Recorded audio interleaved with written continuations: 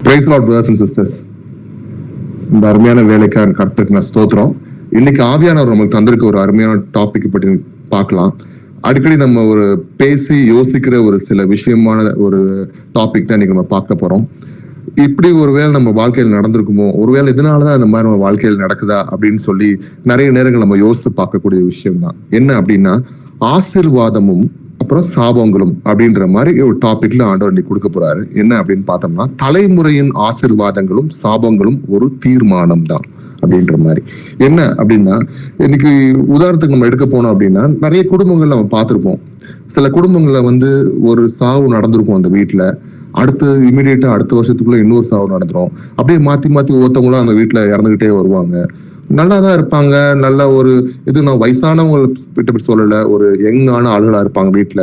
ஆனா ஒவ்வொரு மாத்தி மாத்தி ஒரு சாவுகள், பிரச்சனைகள், போராட்டங்கள், வியாதி, இந்த மாதிரி நிறைய கஷ்டங்கள், கண்ணீர் இப்படியே தான் நடந்து மாத்தி மாத்தி வரும். இப்படி பாக்குற ஒரு குடும்பத்தையோ இல்லை நம்மளுக்கு தெரிஞ்ச ஒரு விஷயங்கள் இந்த குடும்பங்கள்ல நடக்குது அப்படின்னா நம்ம என்ன யோசிப்போம்? நிறைய பேர் சொல்றது பார்த்தா, இல்ல இந்த குடும்பத்துக்கு ஏதோ சாபம் இருக்கு, அதோட மாத்தி மாத்தி நடக்குது அப்படின்னு நம்ம யோசிப்போமா இல்லையா? இன்னைக்கு அதை பற்றி என்ன அப்படின்றது ஆண்டவர் வசனங்கள் மூலமா காமிக்கிறாரு. இன்னும் சில விஷயங்கள் பார்த்தோம் அப்படின்னா, இன்னைக்கு பெரிய சர்ச்சுகள் எல்லாம் போனீங்கன்னா அந்த நியூ இயர் அன்னைக்கு வாக்குத்தத்தம் கொடுக்குற மாதிரி ஒரு வசனம், கேலண்டர் வசனம் இந்த மாதிரிலாம் கொடுப்பாங்க. இதை நீங்க எடுத்துட்டு போய் வச்சுக்கோ உங்க வீட்டுல, நீங்க டெய்லி சொல்லி சொல்லி வச்சுக்கிட்டு தான் அந்த ஆசீர்வாதம் உங்களுக்கு வரும் அப்படின்வாங்க. இந்த மாதிரி இருக்கிறதுலாம் உண்மைதானா? அதை எப்படி பைபிள் வசனத்தின் பிரகாரம் நம்ம பார்க்கணும்? இது நடக்குமா அப்படின்றத பார்க்கணும். இன்னொரு சில பேர் என்ன சொல்லுவாங்க, இது நீ இந்த மாதிரி பாவம் வர்றதுக்கு காரணம், இந்த சாபங்கள் உங்க குடும்பத்துக்கு வர்றதுக்கு காரணம் உங்களோட தாத்தா பாட்டி இந்த மாதிரி ஒரு பாவத்தை பண்ணிட்டாங்க, உங்களோட அப்பா அம்மா இந்த மாதிரி பாவத்தை பண்ணிட்டாங்க, அதனால உங்க தலைமுறையா வருது.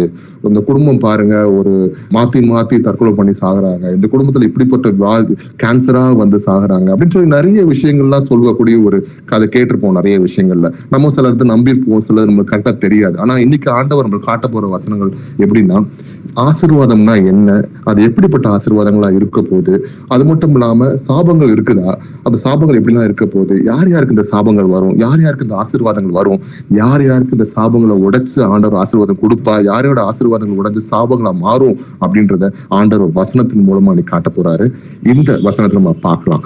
அதுக்கு முன்னாடி இப்ப ஒரு தலைமுறை அப்படியே எடுத்துக்கிட்டோம் அப்படின்னா, அது அடுத்த தலைமுறைக்கு ஆசீர்வாதங்களையோ அல்லது சாபங்களையோ கொண்டு வரும் அப்படின்றது பைபிள் அழகா சொல்லுது. வேதாகமம் முழுவதும் கீழ்ப்படிதல் எவ்வாறு ஆசீர்வாதங்களுக்கு வழிவகுக்கிறது, இல்லைன்னா கீழ்ப்படியாமையினால சாபங்கள் எப்படி நமக்குள்ள வருது அப்படின்றது, கடவுள் கிருபை நம்ம கூட இருக்கும் பொழுது அந்த ஆசீர்வாதங்கள் எப்படி அது மாறுது, சாபங்கள் எல்லாம் ஆசீர்வாதம் எப்படி மாறுது அப்படின்றத நம்ம பார்க்க போறோம். அப்படி பார்க்கும்போது தலைமுறையாக வரும் ஆசீர்வாதங்களும் மற்றும் சாபங்களினோட கொள்கை என்ன, அதாவது principles of generational blessings and curses அப்படின்றத ஃபர்ஸ்ட் டாபிக்கா பார்க்கலாம். இப்ப பிளெஸிங்ஸ் அப்படின்னு நம்ம எடுத்துக்கிட்டோம், அதாவது ஆசீர்வாதம் அப்படின்னு நம்ம எடுத்துக்கிட்டோம் அப்படின்னா, அது கீழ்ப்படிதலின் ஆசீர்வாதமா தான் இருக்கு அப்படின்னு சொல்லி வசனம் சொல்லுது. அப்ப இந்த வசனத்துக்கு போறதுக்கு முன்னாடி நம்மளோட டாபிக் நம்ம ரொம்ப கிளியரா சொல்லியிருக்கு இன்னைக்கு. என்ன அப்படின்னா, the blessings and curses of generation is a choice. அதாவது தலைமுறையின் ஆசீர்வாதங்கள் சாபங்களும் ஒரு தீர்மானம். இன்னைக்கு நம்மளுடைய தலைமுறையில நம்மளுக்கு ஆசீர்வாதம் வேணுமா சாபம் வேணுமா அப்படின்னு சொல்லி முடிவெடுக்கிறது நம்ம கையில இருக்குது. அது ஒரு தீர்மானம். ஒருவேளை நம்மளுடைய அப்பா அம்மா தாத்தா பாட்டிக அவங்க நம்ம தலைமுறைக்கு ஒரு ஆசீர்வாதம் வேணும், என்னோட பிள்ளை குட்டிகளுக்கு ஒரு ஆசீர்வாதம் வேணும்னு சொல்லி ஒரு முடிவு எடுத்திருந்தா அது ஆசீர்வாதமா இருக்கும். முடிவு எடுக்கல, நான் இப்படிதான் இருப்பேன், நான் இந்த மாதிரிதான் கீழ்ப்படியாம இருப்பேன் அப்படின்னா அது சாபமா மாறி இருக்கலாம். ஆனா இதை இடையில உடைக்க முடியுமா முடியாதா அப்படின்றது வசனத்தின் மூலமா பார்க்கலாம். நான் ஏன் இவ்வளவு விளக்கி நான் சொல்றேன்னா, நம்ம அடிக்கடி நம்மளுடைய வாழ்க்கையில இதை பற்றி நிறைய பேசிப்போம், நிறைய விஷயங்கள் நம்ம அறிஞ்சிருப்போம், சில விஷயங்கள் இன்னும் குழப்பத்திலேயே இருப்போம். ஆனா இன்னும் சில விஷயங்கள் மூட நம்பிக்கை மாதிரி நம்பிக்கிட்டு ஐயோ அப்படி இருக்குமோன்னு சொல்லி நம்ம நம்பிக்கிட்டு இருக்க ஒரு காரணங்கள் இருக்கு. சரி, வசனத்துக்குள்ள போகலாம். யாத்ராகமம் 20ஆம் அதிகாரத்துல 5-6 வசனத்தை வாசிப்போம். நீ அவைகளை நமஸ்கரிக்கவும் சேவிக்கவும் வேண்டாம். உன் தேவனாகிய கர்த்தராயிருக்கிற நான் எரிச்சலுள்ள தேவனாயிருந்து என்னை பகைக்கிறவர்களை குறித்து பிதாக்களுடைய அக்கிரமத்தை பிள்ளைகளிடத்தில் 3ஆம் 4ஆம் தலைமுறை மட்டும் விசாரிக்கிறவராயிருக்கிறேன். என்னிடத்தில் அன்பு கூர்ந்து என் கற்பனைகளை கை கொள்ளுகிறவர்களுக்கோ 1000 தலைமுறை மட்டும் இரக்கம் செய்கிறவராயிருக்கிறேன். ஆமென். அப்ப ஆண்டவர் கிளியரா சொல்றாரு, நீ அவைகளை நமஸ்கரிக்க வேண்டாம் அப்படின்னு. அப்ப எந்த விதமான ஐடல் வர்ஷிப்போ இல்ல எந்த போட்டோ வைக்கிறதோ இல்ல இந்த மாதிரி ஆண்டவருக்கு விரோதமாக சத்திய வசனத்துக்கு விரோதமாக நம்ம செயல்படும் போது ஆண்டவர் என்ன சொல்றாரு, நீ அவைகளை நமஸ்கரிக்க வேண்டாம், சேவிக்கவும் வேண்டாம். உன் தேவனாய் கர்த்தராகி நான் எரிச்சல் உள்ள தேவனாய் இருந்து என்னை பகைக்கிறவருக்கு குறித்து பிதாக்களுடைய அக்கிரமத்தை பிள்ளைகளிடத்தில் எப்படி நம்மளுடைய அப்பாக்கள், நம்மளோட தாத்தா பாட்டிகள், மூதாட்டங்கள் அவங்களோட இருந்து நம்மளோட பிள்ளைகளிடத்தில் 3ஆம் 4ஆம் தலைமுறை மட்டும் விசாரிக்கிறவராய் இருக்கிறேன். என்னிடத்தில் அன்பு கூர்ந்து என் கற்பனைகளை கைக்கொள்ளுக்கோ 1000 தலைவர் மட்டும் இரக்கம் செய்வதா இருக்கேன்னு சொல்லி ஆண்டவர் அழகா வசனம் சொல்றார். ஒருவேளை இன்னைக்கு நம்மளுடைய தாத்தா பாட்டிகளா இருக்கட்டும், அப்பா அம்மா இருக்கட்டும், மூதாட்டிகளா இருக்கட்டும், யாரா இந்த மாதிரி விஷயங்கள் பண்ணியிருந்தா அந்த சாபத்துக்கு இன்னும் நம்ம அடிமையா இருப்போம். ஆனா இந்த இடைப்பட்ட விஷயத்துல நம்ம உண்மையாவே இயேசு கிறிஸ்துக்கு கீழ்ப்படிஞ்சு அவருடைய வசனம் கீழ்ப்படியும் பொழுது இந்த மாதிரி சாபங்கள் நமக்கு வராது, நான் ஆசீர்வதிப்பேன் அப்படின்னு சொல்லி ஆண்டவர் வசனத்தின் மூலமா சொல்றாரு. நம்மள இந்த வசனத்தை நம்ம பார்க்கும் பொழுது ஒபீடியன்ஸ் ஆண்டவர் எதிர்பார்க்கிறார். முக்கியமாக அந்த ஒபீடியன்ஸ் ஆண்டவர் கீழ்ப்படியும் பொழுது என்ன ஆகுது அப்படின்னா நம்மளுக்கு ஜெனரேஷனா, அதாவது தலைமுறையா நம்மளுக்கு ஆசீர்வாதம் தரப்படும்ன்றது ஆண்டவர் அழகா சொல்றார். ஒருவேளை நம்ம அவருக்கு கீழ்ப்படியாம இன்னும் இந்த மாதிரி சிலை வழிபாடுகள், போட்டோக்களை வச்சு பண்றது, இந்த மாதிரி நிறைய விஷயங்கள் நம்ம போய் ஐடல் வர்ஷிப் பண்ணிட்டு இருந்தோம் அப்படின்னா நமக்கு சாபங்கள் நம்ம தலைமுறைக்கு மட்டும் இல்ல, நம்மளோட 3ஆம் 4ஆம் தலைமுறை வரைக்கும் இருக்கு அப்படின்றத ஆண்டவர் அழகா சொல்லியிருக்காரு இந்த வசனத்துல. சரி, அடுத்த ஒரு விஷயம் பார்க்கலாம். இப்ப நம்ம பாக்குறது என்ன அப்படின்னா கீழ்ப்படிதலின் ஆசீர்வாதம். கீழ்ப்படிஞ்சா ஆசீர்வாதம் என்ன அப்படின்றத ஆண்டவர் அழகா சொல்லி கொடுத்துட்டு இருக்காரு. உபாகமம் 7ஆம் அதிகாரத்துல 9வது வசனத்தை வாசிப்போம். ஆகையால் உன் தேவனாகிய கர்த்தரே தேவன் என்றும் தம்மில் அன்பு கூர்ந்து தமது கற்பனைகளை கைக்கொள்ளுகிறவர்களுக்கு அவர் 1000 தலைமுறை மட்டும் உடன்படிக்கையையும் தயவையும் காக்கிற உண்மையுள்ள தேவன் என்றும். ஆமென். ஆமென். ஆகையால் உன் தேவனாகிய கர்த்தரே தேவன் என்று தம்மில் அன்பு கூர்ந்து தமது கற்பனைகளை கைக்கொள்ளுகிறவர்களுக்கு அவர் 1000 தலைமுறை, எத்தனை தலைமுறையா 1000 தலைமுறை உடன்படிக்கையும் தயவையும் காக்கிற உண்மையுள்ள தேவன் என்று போட்டிருக்கு. அப்ப இன்னைக்கு நம்ம கர்த்தருக்கு கீழ்ப்படிஞ்சு அவருக்கு நம்ம உண்மையா இருக்கும் போது 1000 தலைமுறையில் நம்மளை ஆண்டவர் ஆசீர்வதிக்க ரெடியா இருக்கிறார்னு சொல்லி ஆசீர்வாதத்தை குறித்து ஆண்டவர் இங்க பேசுகிறார். இந்த ஆசீர்வாதம் நம்ம வெட்கப்பட்டு போகாதபடி நம்மளுக்கு என்றைக்கும் நமக்கு தேவையான விஷயங்களை ஆண்டவர் கொடுத்து நம்மளுக்கு நிறைவாக வைக்கக்கூடிய ஆவியின் கனிகளை நம்ம நடத்தக்கூடிய நித்திய ஜீவன் பெற்றுக்கொள்ளக்கூடிய அளவுக்கு அந்த ஆசீர்வாதம் நம்மளுக்கு இருக்கும்ன்றத ஆண்டவர் நிச்சயித்து இந்த வசனத்தின் மூலமா சொல்றத நம்ம பாக்குறோம். அப்ப அவருக்கு கீழ்ப்படிதல் மூலமாக ஆசீர்வாதம் எப்படி இருக்குன்னு சொல்லி வசனத்தின் மூலமா பாக்குறோம். சரி, ஏசாயா 1ஆம் அதிகாரத்துல 19வது வசனத்தை வாசிப்போம். நீங்கள் மனம் பொருந்தி செவி கொடுத்தால் தேசத்தின் நன்மையை புசிப்பீர்கள். ஆமென். அப்ப இங்க ஆண்டவர் என்ன சொல்றாரு, நீங்கள் மனம் பொருந்தி, if you are willing and obedient அப்படின்னு இங்கிலீஷ்ல வசனத்துல போட்டிருக்காங்க. அப்ப நீங்க மனம் பொருந்தி நம்ம செவி கொடுத்தால் தேசத்தில் நன்மையை புசிப்பீர்கள். அப்ப ஆண்டவர் அழகா சொல்றாரு, எனக்கு கீழ்ப்படிப்பா, உண்மையோட மனம் விரும்பி நீ கீழ்ப்படி, நான் உனக்கு உன் தேசத்தை நான் ஆசீர்வதிக்கிறேன் அப்படின்றார். இன்னைக்கு உங்களுடைய குடும்பத்திலையும் உங்களுடைய வாழ்க்கையின் ஆண்டவரோட ஆசீர்வாதம் வேணும் அப்படின்னா இன்னைக்கு உலகத்தை சொல்ற மாதிரி, வெளியே சொல்ற சர்ச்சஸ்ல சொல்ற மாதிரி ஒரு போலியான சுகர் கோட்டட் வசனமா சொல்லாதபடி, வார்த்தைகளை சொல்லாதபடி இன்னைக்கு நாங்க வசனம் கிளியரா சத்தியத்தை சத்தியமா சொல்லணும் அப்படின்னா அவருக்கு கீழ்ப்படியும் பொழுது அந்த ஆசீர்வாதம் கண்டிப்பா உங்க மேல இருக்கும். பிரதர்ஸ் அண்ட் சிஸ்டர்ஸ், உங்கள் குடும்பம் தரித்திரத்துக்குள்ள போகாது, உங்களோட குடும்பத்துல வாதை வராது, நீங்க துக்கப்பட்டு வெக்கப்பட்டு கூனி குறுகாதபடி கர்த்தருடைய ஆசீர்வாதம் உங்களுக்கு நிறைவா இருக்கும். சந்தோஷம் சமாதானம் உங்கள் மேல் ஊற்றி இருக்கும். உங்கள் தலைமுறைகள் நீங்க ஆசீர்வதிக்க அப்படின்னா அவருக்கு சித்தத்தின்படி கீழ்ப்படிய நம்ம ரெடியா இருக்கிறோம். பிரதர்ஸ் அண்ட் சிஸ்டர்ஸ், அவர் கீழ்ப்படிவது என்ன? அவர் சத்தியமான வசனத்தை கேட்டு அதன்படி நடக்கிறது தான் அவர் கீழ்ப்படியதா இருக்கு. அவரை நேசிக்கிறது தான் என்ன? அவரோட வசனத்துக்கு கீழ்ப்படியது தான் அவரை நேசிக்கிறது. இப்படி அந்த அன்பை நம்ம காட்டணும் அப்படின்னா அவர் வசனத்துக்கு கீழ்ப்படியும் பொழுது அவர் மேல் நம்ம வச்சிருக்க அன்பை நம்ம ப்ரூவ் பண்ண முடியும்ன்றதுக்கு ஒரு அழகா வாய்ப்பு ஆண்டவங்க கொடுத்திருக்காரு. இதன் மூலமாக என்ன நடக்குது அப்படின்னு பாத்தீங்கன்னா நம்மளுடைய வாழ்க்கையில ஆசீர்வாதம் இருக்கு, நம்மளோட தேசத்தின் நன்மைகள் நீங்க புசிப்பீர்கள் அப்படின்னு சொல்லி ஆண்டவர் அழகா சொல்லியிருக்காரு. இந்த வசனத்துல நம்ம பாக்குறோம். சரி, இதெல்லாம் நம்ம ஆசீர்வாதத்துல பாக்குறோம். அடுத்து இன்னும் வரப்போற ஒவ்வொரு வசனங்களையும் ஆசீர்வாதம் எப்படி இருக்கு, நம்மளுக்கு சாபங்கள் எப்படி இருக்கு அப்படின்றது ஒவ்வொருத்தையும் இன்னும் பார்க்கலாம். சரி, யோவான் 14ஆம் அதிகாரத்துல 23வது வசனத்தை வாசிப்போம். இயேசு அவனுக்கு பிரதியுத்தரமாக, ஒருவன் என்னில் அன்பாயிருந்தால் அவன் என் வசனத்தை கைக்கொள்ளுவான், அவனில் என் பிதா அன்பாயிருப்பார், நாங்கள் அவனிடத்தில் வந்து அவனோட வாசம் பண்ணுவோம். ஆமென். அப்ப அழகா ஆண்டவர் சொல்றார், ஒருத்தன் என்னை நேசிக்கிறான் அப்படின்னு நினைச்சு சொல்றதா இருந்தா அவன் என்னோட வசனத்தை கை கொள்வான் அப்படின்னு போட்டு, அப்பா ஏசப்பா சொன்ன ஒவ்வொரு வசனத்திலையும் நம்ம அவர் சொன்ன வசனத்துக்கு கீழ்ப்படியும் பொழுதே நம்ம அவரை நம்ம நேசிக்கிறோன்றதை காட்ட முடியும். எப்படி நம்ம காட்ட முடியும் அப்படின்னா, ஒரு சின்ன வசனமா நம்ம எடுத்தாலும் அந்த வசனத்துக்கு கீழ்ப்படிஞ்சு, ஐயோ இந்த ஆண்டவர் இப்படி சொல்லியிருக்காரு இந்த வசனத்துல, இந்த மாதிரி ஒருத்தவங்க நேசிங்க, ஒருத்தவங்க மேல அன்பா இருங்க, புறணி பேசாதீங்க அப்படின்னு சொல்லியிருக்காரு ஆண்டவர். அப்ப அந்த வசனத்தை நம்ம கீழ்ப்படியும், அதை செய்வோம் அப்படின்னு சொல்லி நீங்க கீழ்ப்படியும் பொழுது அவரை நேசிக்க ஆரம்பிக்கிறீங்க பிரதர்ஸ் அண்ட் சிஸ்டர்ஸ்.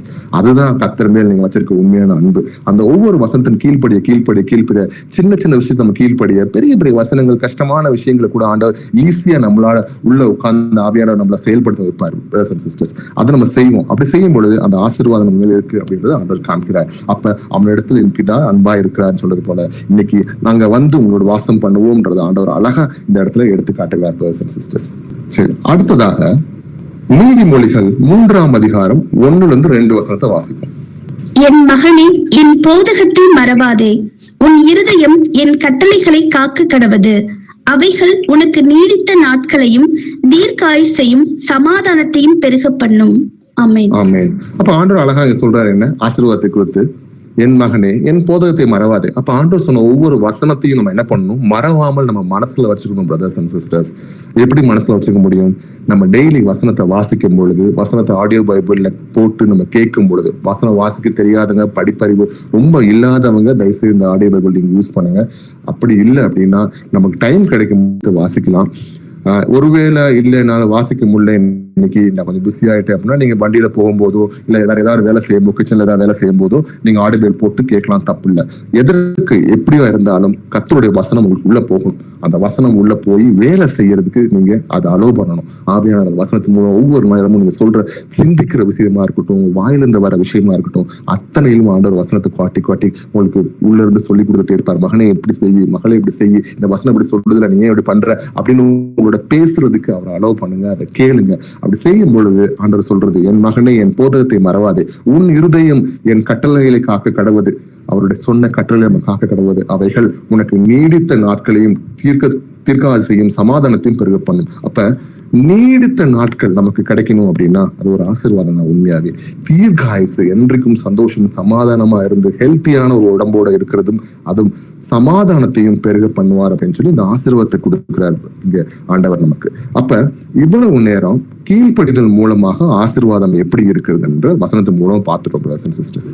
அடுத்த டாபிக் நம்ம வருவோம். curses of disobedience, கீழ்ப்படியாமையின் சாபம். அப்ப வசனத்துக்கு கீழ்ப்படியாம இருந்தோம்னா சாபங்கள் என்னென்ன இருக்கு, அது எப்படி வரும் அப்படின்றதையும் நம்ம பார்க்கலாம். உபாகமம் 28ஆம் அதிகாரம் 15-30 வசனம் வாசிப்போம்.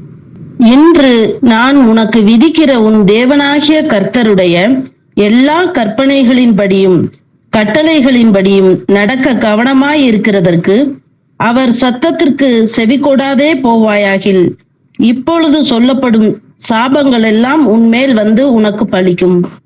அப்ப இங்க ஆண்டவர் அழகா சொல்றாரு, இன்று நான் உனக்கு விதிக்கிற ஒவ்வொரு கட்டளைகளையும் நீ கீழ்ப்படியணும். நீ கீழ்ப்படியாம போனா உனக்கு வரப்போற சாபங்கள் என்னென்ன அப்படின்னு ஒவ்வொரு சாபங்களையும் விவரிக்கிறார். எப்பவுமே நம்ம ஆசீர்வாதத்தை தான் பெருசா பேசுறோம். ஆசீர்வாதத்தை இப்படிப்பட்ட ஆசீர்வாதமா, அந்த ஆசீர்வாதமா, இந்த ஆசீர்வாதம் சொல்லி ஒவ்வொரு ஆசீர்வாதத்தையும் பெருசா ஒவ்வொன்றும் பிரிச்சு அதை போயிட்டு பேசி நம்ம ரசிக்கிறோமே. இப்ப சாபங்கள்ல எப்படிப்பட்ட சாபங்கள் இருக்கு, ஆண்டவர் எந்த மாதிரி சாபங்களை அனுப்புறாரு கீழ்ப்படியாதமைக்கு அப்படின்றதையும் நம்ம தெரிஞ்சுக்கணும். நீ பட்டணத்திலும் சபிக்கப்பட்டிருப்பாய், வெளியிலும் சபிக்கப்பட்டிருப்பாய். நீ பட்டணத்திலும் சபிக்கப்பட்டிருப்பாய், வெளியிலும் சபிக்கப்பட்டிருப்பாய். நீங்க எங்க இருக்கீங்க, எங்க வாழ்றீங்க, என்ன வேலை பாக்குறீங்க, எந்த இடத்திலும் இருந்தாலும் அத்தனை இடத்துல நீங்க சபிக்கப்பட்டிருப்பீங்க அப்படின்னு ஆண்டவர் சொல்றாரு. உன் கூடையும் மாப்பிசைகிற உன் தொட்டியும் சபிக்கப்பட்டிருக்கும். நீங்க தரித்திரம் அடைஞ்சிருவீங்க, சாப்பிடுறது கூட ஒண்ணும் இல்லாம போயிருவீங்க அப்படின்னு ஆண்டவர் இந்த வசனத்துல சொல்றாரு. உன் கர்த்தத்தின் கனியும் உன் நிலத்தின் கனியும் உன் மாடுகளின் பெருக்கமும் உன் ஆடுகளின் மந்தைகளும் சபிக்கப்பட்டிருக்கும். எல்லா விதமான சாபம். எப்படி இன்னைக்கு நம்ம பினான்சியலா சொல்றோமே, எனக்கு வீடு இருக்கு, நிலம் இருக்கு, தோப்பு இருக்கு, துறவு இருக்கு, எனக்கு இவ்வளவு ஆடு இருக்கு, அப்படி இப்படின்னு என்ன பேசினாலும் ஆண்டவர் அங்க ஒரு செக் வைக்கிறாரு. என்ன, உங்ககிட்ட இருக்கிற எல்லாத்தையும் விட்டு நீ தரித்திரமாவன்றத ஆண்டவர் ஒவ்வொரு விஷயமா பிரிச்சு சொல்றத நம்ம அங்க பாக்குறோம். நீ வருகையிலும் சபிக்கப்பட்டிருப்பாய், நீ போகையிலும் சபிக்கப்பட்டிருப்பாய். என்னை விட்டு விலகி நீ செய்து வருகிற உன் துர்க்கிரியைகளின் நிமித்தம் சீக்கிரத்தில் கெட்டுப்போய் அழியும் மட்டும் நீ கையிட்டு செய்கிறதெல்லாவற்றிலும் கர்த்தர் உனக்கு சாபத்தையும் சஞ்சலத்தையும் கேட்டையும் வரப்பண்ணுவார். அப்ப ஆண்டவர் விட்டு விலகி நம்ம செய்கிற ஒவ்வொரு காரியமும் கீழ்ப்படியாத சாபம், ஒவ்வொரு விஷயமும் எப்படி வருதா, அத்தனையும் ஆண்டவர் சபிப்பேன் அப்படின்னு சொல்றார். நம்ம அவரை சார்ந்து வாழக்கூடிய ஒரு பிரதர்ஸ், நம்ம சிஸ்டர்ஸ் இன்னைக்கு எல்லாம் கேளுங்க, இன்னைக்கு அவரை சார்ந்து வாழக்கூடிய ஒரு வாழ்க்கையில நம்ம இருக்கணும், வசனத்துக்கு கீழ்ப்படிஞ்சு. அப்படி இல்ல போக்கிலும் வரத்திலும் செய்கிற கைத்தொட்டு செய்கிற எந்த வேலையா இருந்தாலும் அத நஷ்டத்துல வருது அப்படின்றத ஆண்டவர் இங்க சொல்றார். இன்னைக்கு நிறைய பேருக்கு ஒரு கேள்வி இருக்குங்களா, பிரதர் நான் ஒரு கஷ்டப்பட்டு பணத்தை இன்வெஸ்ட் பண்ணி நான் ஒரு வேலையை ஆரம்பிச்சேன், அது ரொம்ப நஷ்டத்துல போகுது, என்னன்னே தெரியல, எனக்கு சொல்றதெல்லாம் இன்னைக்கு நாசமா போகுது, எனக்கு எந்த வேலையும் ஓடல அப்படின்னு நம்ம சொல்லி நிறைய பேர் கேள்விப்பட்டிருப்போம். ஒரு நிறைய இடத்துல அவங்க ஒரு பக்தியா இருக்க மாதிரி நமக்கு தெரியும், நிறைய விஷயங்கள் நம்ம அவங்களோட பக்தியை குறித்து சொல்லனாலும் கர்த்தர் அவங்களோட நடத்தையும் அவங்களோட வாழ்க்கையும் பார்க்கிறார், அவருக்கு தெரியும். அப்ப அப்படிப்பட்ட ஒரு சிச்சுவேஷன் இருக்கிற ஒரு பிரதர்ஸோ சிஸ்டர்ஸோ நமக்குள்ள நம்ம இருந்தோம் அப்படின்னா அதை நம்ம யோசித்து பார்க்கணும். பிரதர்ஸ் அண்ட் சிஸ்டர்ஸ், ஏன் இந்த மாதிரி காரியம் நடக்குது, ஏன் நான் கை வச்சு பண்ற ஒவ்வொரு வேலையும் நாசமா போயிருது, ஒவ்வொரு வேலையும் நசுங்கி ஒண்ணும் இல்லாம சின்ன பண்ணாம போயிருது அப்படின்னா, நஷ்டம் வருது அப்படின்னா ஆண்டவர்கிட்ட கேட்கணும் எங்க நம்ம தப்பு பண்றோம் அப்படின்னு. ஆண்டவர் வசனத்துல அழகா இங்க விளக்கியிருக்காருல, ஒவ்வொரு விஷயத்தையும் அது எதையும் எல்லாமே சாபத்துக்குள்ள போகும், கை தொட்டு செய்யற அத்தனை விஷயமும் ஒன்றும் இல்லாம போகும்ன்றத ஆண்டவர் இங்க விளக்கி கொடுத்துக்கிட்டு இருக்காரு. நீ சுதந்தரிக்கும் தேசத்தில் கர்த்தர் உன்னை நிர்மூலமாக்கும் மட்டும் கொள்ளை நோய் உன்னை பிடித்து கொள்ள பண்ணுவார். கர்த்தர் உன்னை ஈலையினாலும் காய்ச்சலினாலும் உஷ்ணத்தினாலும் எரிபந்தத்தினாலும் வறட்சியினாலும் கருக்காயினாலும் விஷப்பனியினாலும் வாதிப்பார். அப்ப இங்க நம்மளுக்கு எப்படி கொடுக்குறாரு ஆண்டவர், வாதையினால அடுத்தது ஒரு சாபத்தை கொடுக்குறாரு. அந்த வாதை எப்படிப்பட்ட இருக்கு அப்படின்னு பார்த்தோம்னா, ஈலையினாலும் காய்ச்சலினாலும் எரிபந்தத்தினாலும் இந்த மாதிரி பல விதமான சாபங்கள்னாலும் ஆண்டவர் நம்மள இங்க கீழ்ப்படியாத நிமித்தமாக நம்மளை சபிக்கிறார் அப்படின்றத பாக்குறோம். உஷ்ணத்தினாலும், அப்ப நம்ம கவனிச்சோம் அப்படின்னா இன்னைக்கு நிறைய வெயில்ல நம்ம இன்னைக்கு அடிக்கிற வெயில நமக்கு நிறைய நேரங்கள் நம்ம கஷ்டப்படுறது கூட நம்ம பண்ற பாவத்தின் நிமித்தம்ன்றது அழகா இந்த இடத்துல காமிக்குது. ஆனா இன்னைக்கு சயின்ஸ் என்ன சொல்லுது, குளோபல் வார்மிங் அப்படின்றது, இதெல்லாம் ஒவ்வொரு விஷயத்தையும் நம்ம கம்பேர் பண்ணி பார்க்கணும். பிரதர்ஸ் அண்ட் சிஸ்டர்ஸ், வசனம் அழகா இங்க போட்டிருக்கு. இன்னைக்கு எப்படிப்பட்ட விஷயங்கள் ஆண்டவர் நம்மளை சபிக்கிறார் அப்படின்றத நம்ம பாக்குறோம். நீ அழியும் மட்டும் இவைகள் உன்னை பின்தொடரும். உன் தலைக்கு மேலுள்ள வானம் வெண்கலமும் உனக்கு கீழுள்ள பூமி இரும்புமாய் இருக்கும். உன் தேசத்து மலையை கர்த்தர் புழுதியும் மண்ணுமாக பெய்ய பண்ணுவார். நீ அழியும் மட்டும் அப்படியே வானத்திலிருந்து உன்மேல் இறங்கி வரும். வறட்சியும் பஞ்சத்தையும் உண்டாக்குவேன்றதுக்கு ஆண்டவர் அருமையா இங்க வசனத்தின் மூலமா கொடுத்திருக்காரு. பிரதர்ஸ் அண்ட் சிஸ்டர்ஸ், உன் சத்துருக்களுக்கு முன்பாக நீ முறியடிக்கப்படும்படி கர்த்தர் செய்வார். ஒரு வழியாய் அவர்களுக்கு எதிராக புறப்படுவாய், 7 வழியாய் அவர்களுக்கு முன்பாக ஓடி போவாய். நீ பூமியில் உள்ள எல்லா ராஜ்யங்களிலும் சிதறுண்டு போவாய். உன் பிணம் ஆகாயத்து பறவைகளுக்கும் பூமியின் மிருகங்களுக்கும் இரையாகும். அவைகளை விரட்டுவாரில்லாதிருப்பார்கள். நீ குணமாகாதபடி கர்த்தர் உன்னை எகிப்தின் எரிபந்தமான பருக்களினாலும் மூல வியாதியினாலும் சொறியினாலும் சிறங்கினாலும் வாதிப்பார். கர்த்தர் உன்னை புத்தி மயக்கத்தினாலும் குருட்டாட்டத்தினாலும் மன திகைப்பினாலும் வாதிப்பார். குருடன் அந்தகாரத்திலே தடவி திரிகிறது போல நீ பட்ட பகலிலே தடவி கொண்டு திரிவாய். உன் வழிகளில் ஒன்றும் உனக்கு வாய்க்காதே போம். உதவி செய்வார் இல்லாமல் நீ எந்நாளும் ஒடுக்கப்படுகிறவனும் பறி கொடுக்கிறவனுமாய் இருப்பாய். பெண்ணை உனக்கு நியமிப்பாய், வேறொருவன் அவளுடன் சயனிப்பான். வீட்டை கட்டுவாய், அதிலே குடியிருக்க மாட்டாய். திராட்சை தோட்டத்தை நாட்டுவாய், அதன் பலனை அனுபவிக்க மாட்டாய். ஆமென். இப்ப கர்த்தரோட சாபம் எப்படி இருக்குன்னு பாத்தீங்களா பிரதர்ஸ் அண்ட் சிஸ்டர்ஸ்? ஒருத்தன் கல்யாணம் பண்ணுவான், ஆனா அங்க அவனுக்கு நிம்மதி இல்லை, அங்க வாழ முடியாது. வீட்டை கட்டுவான், ஆனா அந்த வீட்டுல அவனால இருக்க முடியாது. ஒவ்வொரு விதமான வாதைகள் அவனுக்கு வருது. எப்படி இருந்தாலும் அவன் சுத்தமா இப்படிப்பட்ட ரொம்ப பயங்கரமான இந்த மாதிரி சாபங்கள் ஒரு மனுஷனுக்கு வரணும் அப்படின்னா யோசித்து பாருங்க. இத்தனையும் கர்த்தரிலிருந்து வருது அப்படின்றத வசனம். இது எதற்காக வருது, ஏன் வருது அப்படின்னா ஒரு சிம்பிள் விஷயம், கர்த்தரோட வசனத்துக்கு கீழ்ப்படியலைன்னா இத்தனை விஷயம் வரும் அப்படின்றத வசனம் அழகா போட்டிருக்கு. கீழ்ப்படிஞ்சீங்கன்னா எவ்வளவு ஆசீர்வாதம் இருக்குன்றது நம்ம பார்த்தோம். அப்ப கீழ்ப்படியாதனால இவ்வளவு பாவங்கள் இவ்வளவு சாபங்கள் நம்ம மேல விழுகுதுன்றது ஆண்டவர் வசனத்தின் மூலம் காட்டுறத தெரிஞ்சுக்கோங்க. இது ஜெனரேஷனா வருது சிஸ்டர்ஸ் அண்ட் பிரதர்ஸ். இதை உடைக்கணும், என்னுடைய குடும்பத்துல தலைமுறை தலைமையா இவ்வளவு பாவங்கள், எவ்வளவு எனக்கு சாபங்கள் இருக்கு பிரதர் அப்படின்னு நீங்க நினைச்சீங்கன்னா, இதை நீங்க உடைக்கணுமா, கர்த்தருக்கு முன்பாக நீங்க போய் சரணடைங்க. ஒருவேளை உங்களோட மூதாட்டி தாத்தாக்கள் இருந்து, முப்பிதாக்கள் இருந்து, உங்க தாத்தா பாட்டி அப்பா அம்மா அத்தனை பேர் இருந்து வந்திருந்தாலும் இனி அது உங்களை தொடராதபடி கர்த்தர் காத்துக்கொள்வார். அவர்களுடைய வல்லமை உங்கள் மேல் இருக்கும் அப்படின்றத வசனத்தின் மூலம் பார்க்கலாம். சரி, அடுத்தது நீதிமொழிகள் 3ஆம் அதிகாரம் 33வது வசனத்தை வாசிப்போம். துன்மார்க்கனுடைய வீட்டில் கர்த்தரின் சாபம் இருக்கிறது, நீதிமான்களுடைய வாசஸ்தலத்தையோ அவர் ஆசீர்வதிக்கிறார். ஆமென். அப்ப துர்மார்க்கனுடைய வீட்டில் கர்த்தருடைய சாபம் இருக்கிறது. இன்னைக்கு துர்மார்க்கமான செயலை நம்ம ஆண்டவருக்கு முன்பாக நம்ம செஞ்சோம் அப்படின்னா, வசனத்துக்கு கீழ்ப்படியாம கண்டிப்பா அந்த கர்த்தருடைய சாபம் நமக்கு இருக்கு அப்படின்றத தெரிஞ்சுக்கணும். ஆனா நீதிமான்களுடைய வாசஸ்தலத்தில் அவர் ஆசீர்வதிக்கிறார் அப்படின்னு போட்டிருக்கு. இன்னைக்கு கர்த்தருக்கு கீழ்ப்படிஞ்ச, வசனத்துக்கு கீழ்ப்படிஞ்ச நம்ம வாழும் பொழுது அவர் நமக்கு ஆசீர்வாதத்தை தருவார் அப்படின்றது அழகா வசனத்தின் மூலமா கரெக்டா அடிச்சிட்டார் ஆண்டவர் இடத்துல. சரி, ரோமர் 6ஆம் அதிகாரம் 23வது வசனத்தை வாசிப்போம். பாவத்தின் சம்பளம் மரணம், தேவனுடைய கிருபை வரமோ நம்முடைய கர்த்தராகிய இயேசு கிறிஸ்துவினால் உண்டான நித்திய ஜீவன். ஆமென். ஆமென்.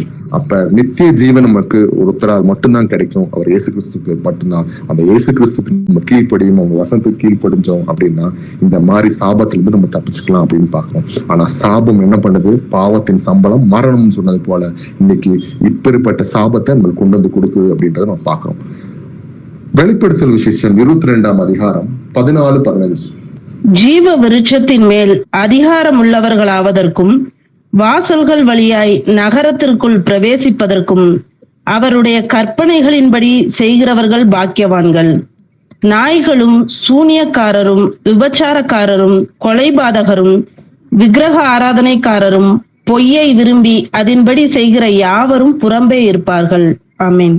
இன்னைக்கு இந்த பரலோகம் மோட்சம் நம்ம சொல்ற அந்த இடத்துக்குள்ள, நம்ம அந்த நித்திய வீட்டுக்குள்ள நம்ம நுழையணும் அப்படின்னாவே ஆண்டவர் கொடுக்குற அந்த டிக்கெட்டுக்கு தகுதி உள்ளவர்களா நம்ம இருக்கணும். அப்படின்னா அந்த டிக்கெட்டை வாங்குறதுக்கு உள்ள தகுதி என்ன அப்படின்னு பாத்தீங்கன்னா, ஜீவ விருட்சத்தின் மேல் அதிகாரம் உள்ளவதற்காக வாசல்கள் வழியாய் நகரத்திற்குள் பிரவேசிப்பதற்கு அவருடைய கற்பனையின்படி செய்கிறவர்கள் பாக்கியவான்கள்.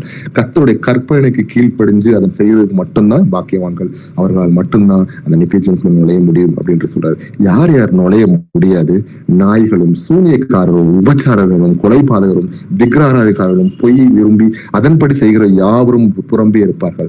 இன்னைக்கு பிரதர்ஸ் அண்ட் சிஸ்டர்ஸ், நமக்குள்ள இப்படிப்பட்ட விஷயங்கள் இருக்குதா அப்படின்னு நம்ம யோசிப்போம். ஒருவேளை இப்படி இருந்தா அதை மாத்திக்கலாம் பிரதர்ஸ் அண்ட் சிஸ்டர்ஸ். இப்படி மாத்துறதுனால அந்த சாபத்துல நம்ம உடைஞ்சு இயேசு கிறிஸ்துக்குள்ள நம்ம என்ன பண்ணுவோம்? நித்திய ஜீவனுக்குள்ள நுழைய முடியும். அந்த ஆசீர்வாதம் நமக்கு கிடைக்கணும் அப்படின்றதுக்கு நம்ம வசனம் அழகா எடுத்துக்காட்டுது. சோ கர்த்தருக்கும் நமக்கும் நடுவே நம்மளை பிரிவினை கொண்டு வர்றது இந்த பாவம் தான், இந்த கீழ்ப்படியான தன்மை தான். இந்த விஷயம் தான் நமக்கும் கர்த்தருக்கும் நடுவில் உள்ளவது அப்படின்றது பார்க்கலாம். அடுத்தது, இப்ப இவ்வளவு நேரம் கீழ்ப்படிஞ்ச ஆசீர்வாதம், கீழ்ப்படியலைன்னா சாபம் அப்படின்றத பார்த்தோம். இப்ப இதுக்கு கரெக்டான ஒரு எக்ஸாம்பிள் நம்ம பார்க்கணும்ல, எடுத்துக்காட்டு பார்த்தா தானே அது கரெக்டா இருக்கும். அந்த எடுத்துக்காட்டு ஏன் வெளியே இருந்து எடுப்பானே? வசனத்துல இருந்தே நம்ம எடுக்கலாம், பைபிள்ல இருந்து. சரி, பழைய ஏற்பாட்டுல இது என்ன பற்றி, யாரை பற்றி போட்டிருக்காங்க, எங்க போட்டிருக்காங்க அப்படின்றத பார்க்கலாம். தலைமுறையின் ஒரு தீர்மானம் அப்படின்னு பார்க்கும்போது அதோட எடுத்துக்காட்டுகள் என்னென்ன அப்படின்றத பார்க்கலாம். ஆதியாகமம் 22ஆம் அதிகாரத்துல 16-18 வசனத்தை வாசிப்போம். நீ உன் புத்திரன் என்றும் உன் ஏக சுதன் என்றும் பாராமல் அவனை ஒப்புக்கொடுத்து இந்த காரியத்தை செய்தபடியால் நான் உன்னை ஆசீர்வதிக்கவே ஆசீர்வதித்து உன் சந்ததியை வானத்து நட்சத்திரங்களைப் போலவும் கடற்கரை மணலை போலவும் பெருகவே பெருக பண்ணுவேன் என்றும் உன் சந்ததியார் தங்கள் சத்துருக்களின் வாசல்களை சுதந்திரித்துக் கொள்ளுவார்கள் என்றும் நீ என் சொல்லுக்கு கீழ்ப்படிந்தபடியினால் உன் சந்ததிக்குள் பூமியில் உள்ள சகல ஜாதிகளும் ஆசீர்வதிக்கப்படும் என்றும் என் பேரில் ஆணையிட்டேன் என்று கர்த்தர் சொல்லுகிறார் என்றார். ஆமென். இந்த அருமையான வசனத்தை ஆண்டவர் என்ன பண்றாரு? ஆபிரகாமுக்கு கொடுக்கிறாரு. நீ எனக்கு கீழ்ப்படுங்கப்பா, உனக்கு எல்லாத்தையும் நான் கொடுக்குறேன்னு சொல்லி அழகா ஆண்டவர் எப்படி ஒரு ஆசீர்வதிக்கிறாரு பாத்தீங்களா? சந்ததிக்கு அந்த ஆசீர்வாதம் கொடுக்குறாருல அப்படின்றது இந்த வசனத்தை பார்க்கணும். அப்ப கீழ்ப்படிஞ்சாரு ஆபிரகாம், அவருக்கு ஆசீர்வாதம் எப்படி? அவருக்கு மட்டும் இல்ல, சந்ததியா இன்னைக்கு நம்மளும் அவர் கீழ்ப்படும் போது அவங்களுக்குள்ள இருக்க பிள்ளைகளை நம்ம இருப்போம் அப்படின்றத அந்த வசனத்தின் மூலம் காட்டிட்டாரு. சரி, இன்னொருத்தர் ஒரு அருமையா கீழ்ப்படிஞ்சவர் தான், அவருக்கு ஒரு ஆசீர்வாதம் என்ன அப்படின்றதையும் பார்க்கலாம்.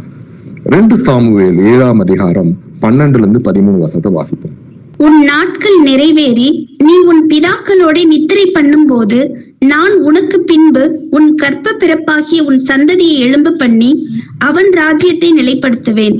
அவன் என் நாமத்திற்கென்று ஒரு ஆலயத்தை கட்டுவான். அவன் ராஜ்யபாரத்தின் சிங்காசனத்தை என்றைக்கும் நிலைக்க பண்ணுவேன்.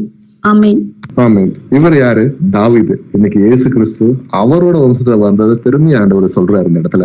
அவர் மேல அவ்வளவு பிரியமா வச்சு இன்னைக்கு அவர் ஒவ்வொரு விஷயம் கர்த்தருக்கு கீழ்ப்படிஞ்சு, கர்த்தர் அபிஷேகம் பண்ணவன் எனக்கு எதிரியா இருக்கிறான், பரவாயில்ல, ஆனா கர்த்தர் அபிஷேகம் பண்ணிட்டாரு, அவன் கொல்ல மாட்டேன்னு சொன்ன அந்த தாவீதை பத்தி இன்னைக்கு ஆண்டவர் இன்னைக்கு வசனமா கொடுத்திருக்காரு. அந்த ஆசீர்வாதத்தை பாத்தீங்களா, எப்படி ஆண்டவர் இந்த ஆசீர்வாதம் பண்ணிருக்காரு அப்படின்னு. இது கர்த்தருக்கு கீழ்ப்படியும் பொழுது ஆண்டவர் கொடுக்கிற ஆசீர்வாதம் அப்படின்றத பார்த்தோம். சரி, அடுத்தது சாபம் என்ன நடக்குது, அதுக்கு எக்ஸாம்பிள் பார்த்திடலாம். எடுத்துக்காட்டு, ஆண்டவரோட சாபம் யார் யாருக்கு கொடுத்தா, எப்படிப்பட்ட சாபமா இருந்துச்சு அப்படின்றதையும் பார்க்கலாம். யோசுவா 7ஆம் அதிகாரம் 24, 26 வசனத்தை வாசிப்போம்.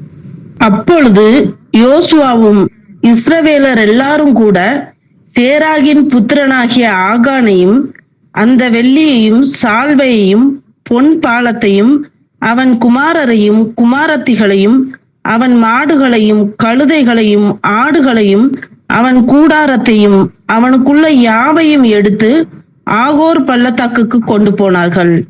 அங்கே யோசுவா, நீ எங்களை கலங்க பண்ணினது என்ன? இன்று கர்த்தர் உன்னை கலங்க பண்ணுவார் என்றான்.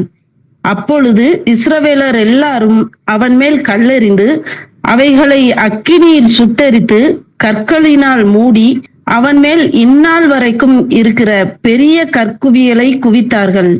இப்படியே கர்த்தர் தமது கோபத்தின் உக்கிரத்தை விட்டு மாறினார். ஆகையால் அவ்விடம் இந்நாள் வரைக்கும் ஆகோர் பள்ளத்தாக்கு எனப்படும். ஆமென். அப்ப கர்த்தர் ஆசீர்வதிச்சார்னா அது ஆசீர்வாதத்தை நிப்பாட்டாம கொடுத்துக்கிட்டே இருப்பார். அதே நேரத்துல சபிச்சார் அப்படின்னா அந்த சபிக்கிற சாபம் இன்னும் தலைமுறை இப்படி ஒரு விஷயம் ஆண்டவர் பண்ணாரா, இப்படி ஒரு சபிச்சாரா ஆண்டவர் அப்படின்னு சொல்லி எடுத்துக்காட்டு சொல்ற அளவுக்கு இன்னும் அந்த ஹிஸ்டரி வச்சிருப்பாங்க. இன்னைக்கு அந்த மாதிரிதான் இந்த இடத்துல நடந்திருக்கு. ஆகான் அப்படின்ற என்ன பண்றான், விரோதமா பண்ணது காரணத்தினால அவனோட அத்தனை பிள்ளை, குடும்பம், குட்டி, ஆடு, மாடு அத்தனை இழுத்துட்டு போய் அங்க ஆண்டவர் என்ன பண்றாரு, அவனை தள்ளி அவனை கொலை செய்கிறார் அப்படின்றத இந்த வசனத்தின் மூலமா பாக்குறோம்.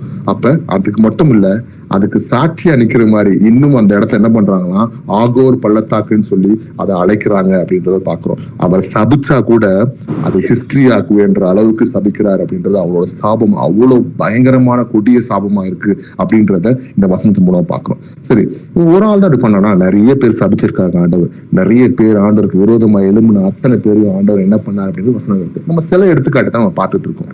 சரி, அடுத்தது 1 ராஜாக்கள் 14ஆம் அதிகாரத்துல 9-10 வசனத்தை வாசிப்போம். உனக்கு முன் இருந்த எல்லாரை பார்க்கிலும் பொல்லாப்பு செய்தாய். எனக்கு கோபம் உண்டாக்க நீ போய் உனக்கு அந்நிய தேவர்களையும் வார்க்கப்பட்ட விக்கிரகங்களையும் உண்டு பண்ணி உனக்கு புறம்பே என்னை தள்ளிவிட்டாய். ஆகையால் இதோ நான் யெரொபெயாமுடைய வீட்டின் மேல் பொல்லாப்பை வரப்பண்ணி யெரொபெயாமுக்கு சுவர் மேல் நீர்விடும் ஒரு நாய் முதலாய் இராதபடிக்கு இஸ்ரவேலிலே அடைப்பட்டவனையும் விடுபட்டவனையும் சங்காரம் பண்ணி குப்பை கழித்து போடுகிறது போல யெரொபெயாமின் பின்னடியாரை அவர்கள் கட்டோடே அற்றுப்போகும் மட்டும் கழித்து போடுவேன் என்றார். ஆமென். ஆண்டவர் இறங்கி சபிச்சார் அப்படின்னா அந்த சாபம், அந்த வெறி எப்படி இருக்குன்னு பாத்தீங்கன்னா பிரதர்ஸ் அண்ட் சிஸ்டர்ஸ், இந்த இடத்துல அவனோட சந்ததியே இல்லாதபடிக்கு ஆண்டவர் மொத்தமா தள்ளி போட்டார். இது காரணம் என்ன, யெரொபெயாம் என்ன பண்ணான் அப்படின்னா அவன் போய் விக்கிரக ஆராதனை பண்ணான் அப்படின்றத இந்த இடத்துல பாக்குறோம். அதான் பெரிய பாவமா ஆண்டவர் இடத்துல பாக்குறாரு. இன்னைக்கு நமக்குள்ள அப்படி ஒரு விஷயம் இருக்கலாம். இன்னைக்கு அந்த மாதிரி விஷயம் தான் அதை எடுத்து போட்டுருவோம் பிரதர்ஸ் அண்ட் சிஸ்டர்ஸ். அவருடைய ஆசீர்வாதத்தை பெற்றுக்கலாம். ஒருவேளை ஆசீர்வாதத்தை பெற முடியல அப்படின்னா தப்பி தவறி கூட அவருடைய சாபத்துக்குள்ள நம்ம ஆளாகாதபடி நம்ம தப்பிச்சுக்கணும் பிரதர்ஸ் அண்ட் சிஸ்டர்ஸ். சரி, இவ்வளவு ஆண்டவர் கீழ்ப்படிஞ்ச ஆசீர்வாதம் என்ன, சாபம் என்ன, ஆசீர்வாதம் வாங்கினவங்க யார் யாரு, சாபங்கள் வாங்கினவங்க யார் யார் அப்படின்றத பார்த்துட்டோம். சரி, அடுத்தது ஒரு பார்க்கலாம். புதிய ஏற்பாட்டுல தலைமுறை சாபங்களை உடைத்தல். புதிய ஏற்பாட்டுல எப்படி தலைமுறையா வர சாபங்களை எப்படி உடைக்கிறாங்க, அது யாரால உடைக்கப்பட்டது அப்படின்றதும் பார்க்கலாம். ஏன்னா இன்னைக்கு நிறைய சாபங்களையும் ஆசீர்வாதம் நம்ம கேட்டு கேட்டு கேட்டு எது தப்பு எது கரெக்ட், ஏன் சாபம் வருது ஏன் ஆசீர்வாதம் வரும்னு தெரியாம இன்னைக்கு பல விதமான கட்டுக்கதைகளுக்குள்ளேயும் பல விதமான மூட நம்பிக்கைக்குள்ளேயும் நம்ம இருக்கிற அந்த நேரத்துல இயேசு அப்படின்னு ஒருத்தர் நம்ம தேவன் என்ன பண்றாரு, அத்தனை சாபங்களையும் உங்களுக்காகவும் எனக்காகவும் உடைக்கிறார். அது எப்படி உடைக்கிறாரு, அந்த சாபம் உடையிறதுக்கு நம்ம என்ன பண்ணலாம் அப்படின்றத நீ வசனத்துல பார்க்கலாம். கலாத்தியர் 3ஆம் அதிகாரம் 13வது வசனத்தை வாசிப்போம். மரத்திலே தூக்கப்பட்ட எவனும் சபிக்கப்பட்டவன் என்று எழுதியிருக்கிறபடி கிறிஸ்து நமக்காக சாபமாகி நியாயப்பிரமாணத்தின் சாபத்திற்கு நம்மை நீங்களாக்கி மீட்டுக் கொண்டார். ஆமென். அப்போ ஒவ்வொரு பாவத்துக்கும் என்ன பண்றாங்க, பாவ நிவாரணம் அந்த காலத்துல இருக்க மக்கள் பண்றாங்க. பாவ நிவாரணம் இன்னைக்கும் பாவ நிவாரணம் என்ன பண்றாங்க, இன்னைக்கு நிறைய கோயில் குளங்கள்ல போய் என்ன பண்றாங்க, ஆடுகளையும் கோழிகளையும் இல்லைன்னா வேற மாடுகளையும் பலியிட்டு என்ன பண்றாங்க, அந்த ரத்தத்தை காட்டி அவங்க பாவத்துக்கு பாவ நிவாரணம் பண்றாங்க. கண்டிப்பா மனுஷன் பண்ற ஒவ்வொரு கேவலமான அசிங்கமான பாவத்துக்கு அந்த ஆடுகளோ மாடுகளோட ரத்தம் சரியாகாது. அதனால என்ன பண்றாங்க, ஆண்டவர் பரிசுத்தமான ஒரு ரத்தம் வேணும்னு சொல்லி உலகம் முழுவதும் தேடும் பொழுது ஒரு மனுஷன் கூட பரிசுத்தமா இல்லாத காரணத்தினால பிதாவாகிய தேவன் ஆவியா இருக்கிற ஒரு இயேசு கிறிஸ்துவாக மனுஷனா உருவம் எடுத்து தன்னுடைய ரத்தத்தை சிந்துறாரு அப்படின்றத பாக்குறோம். அந்த ரத்தம் தான் பரிசுத்தமான ரத்தம். பரிசுத்தமான மனுஷன் உலகத்துல இல்ல. இன்னைக்கு அந்த பரிசுத்தமான ரத்தத்தை இயேசு கிறிஸ்து மரத்தில் தொங்கி இன்னைக்கு நம்மளை விலை கொடுத்து வாங்கிக்கிற பிரதர்ஸ் அண்ட் சிஸ்டர்ஸ், இன்னைக்கு நமக்குள்ள இருக்க பாவங்கள், கேவலமான ஒவ்வொரு விஷயங்கள், சாபங்கள் அத்தனத்தையும் எடுத்து அவர் ரத்தத்தினால இன்னைக்கு ஊற்றிட்டார் அப்படின்ற பாக்குறோம். அப்படி செஞ்ச ஒரே காரணத்தினாலதான் இந்த ஜெனரேஷனல் கர்சஸ் அப்படின்னு சொல்ற தலைமுறை தலைமுறையா இருக்கிற அந்த சாபத்தையும் பாவத்தையும் ஆண்டவர் உடைத்து முறித்து போட்டார் அப்படின்றது வசனத்தின் மூலமா பாக்குறோம். அப்ப அவர் முறிச்சிட்டாரு. நான் அப்படி இருக்கிறேன்னு நான் என்ன பண்ணணும் அப்படின்னு கேட்டீங்க அப்படின்னா, நம்ம செய்ய வேண்டிய ஒரே விஷயம், ஆண்டவரே என்னுடைய மூதாட்டு தாத்தா பாட்டி என்னோட அப்பா அம்மா எல்லாம் பாவத்துல ஐடல் வர்ஷிப் பண்ணிக்கிட்டு சிலை வழிபாடுகள் போட்டோக்களையும் அதையும் இதையும் ரத்த பலியையும் கொடுத்துக்கிட்டு இருந்தாங்களே, இன்னைக்கு அப்படிப்பட்ட பாவத்துல இருக்கலாம். இல்ல வேற விதமான ஒரு பாவங்கள், மாம்சமான விஷய பாவங்கள், இல்ல ஒரு வேசித்தனம், இந்த மாதிரி பாவங்கள்ல இருந்தாங்களே, இதுல இருந்து நான் வெளியே வரணும். இன்னைக்கு எனக்கு என்னுடைய குடும்பத்தில் இருக்கிற சாபமோ இல்ல மரணங்களோ பொல்லாத நோய்களோ பிசாசின் பிடிகளோ என் குடும்பத்துல வரக்கூடாதுன்னு நீங்க நினைக்கிறீங்களா பிரதர்ஸ் அண்ட் சிஸ்டர்ஸ்?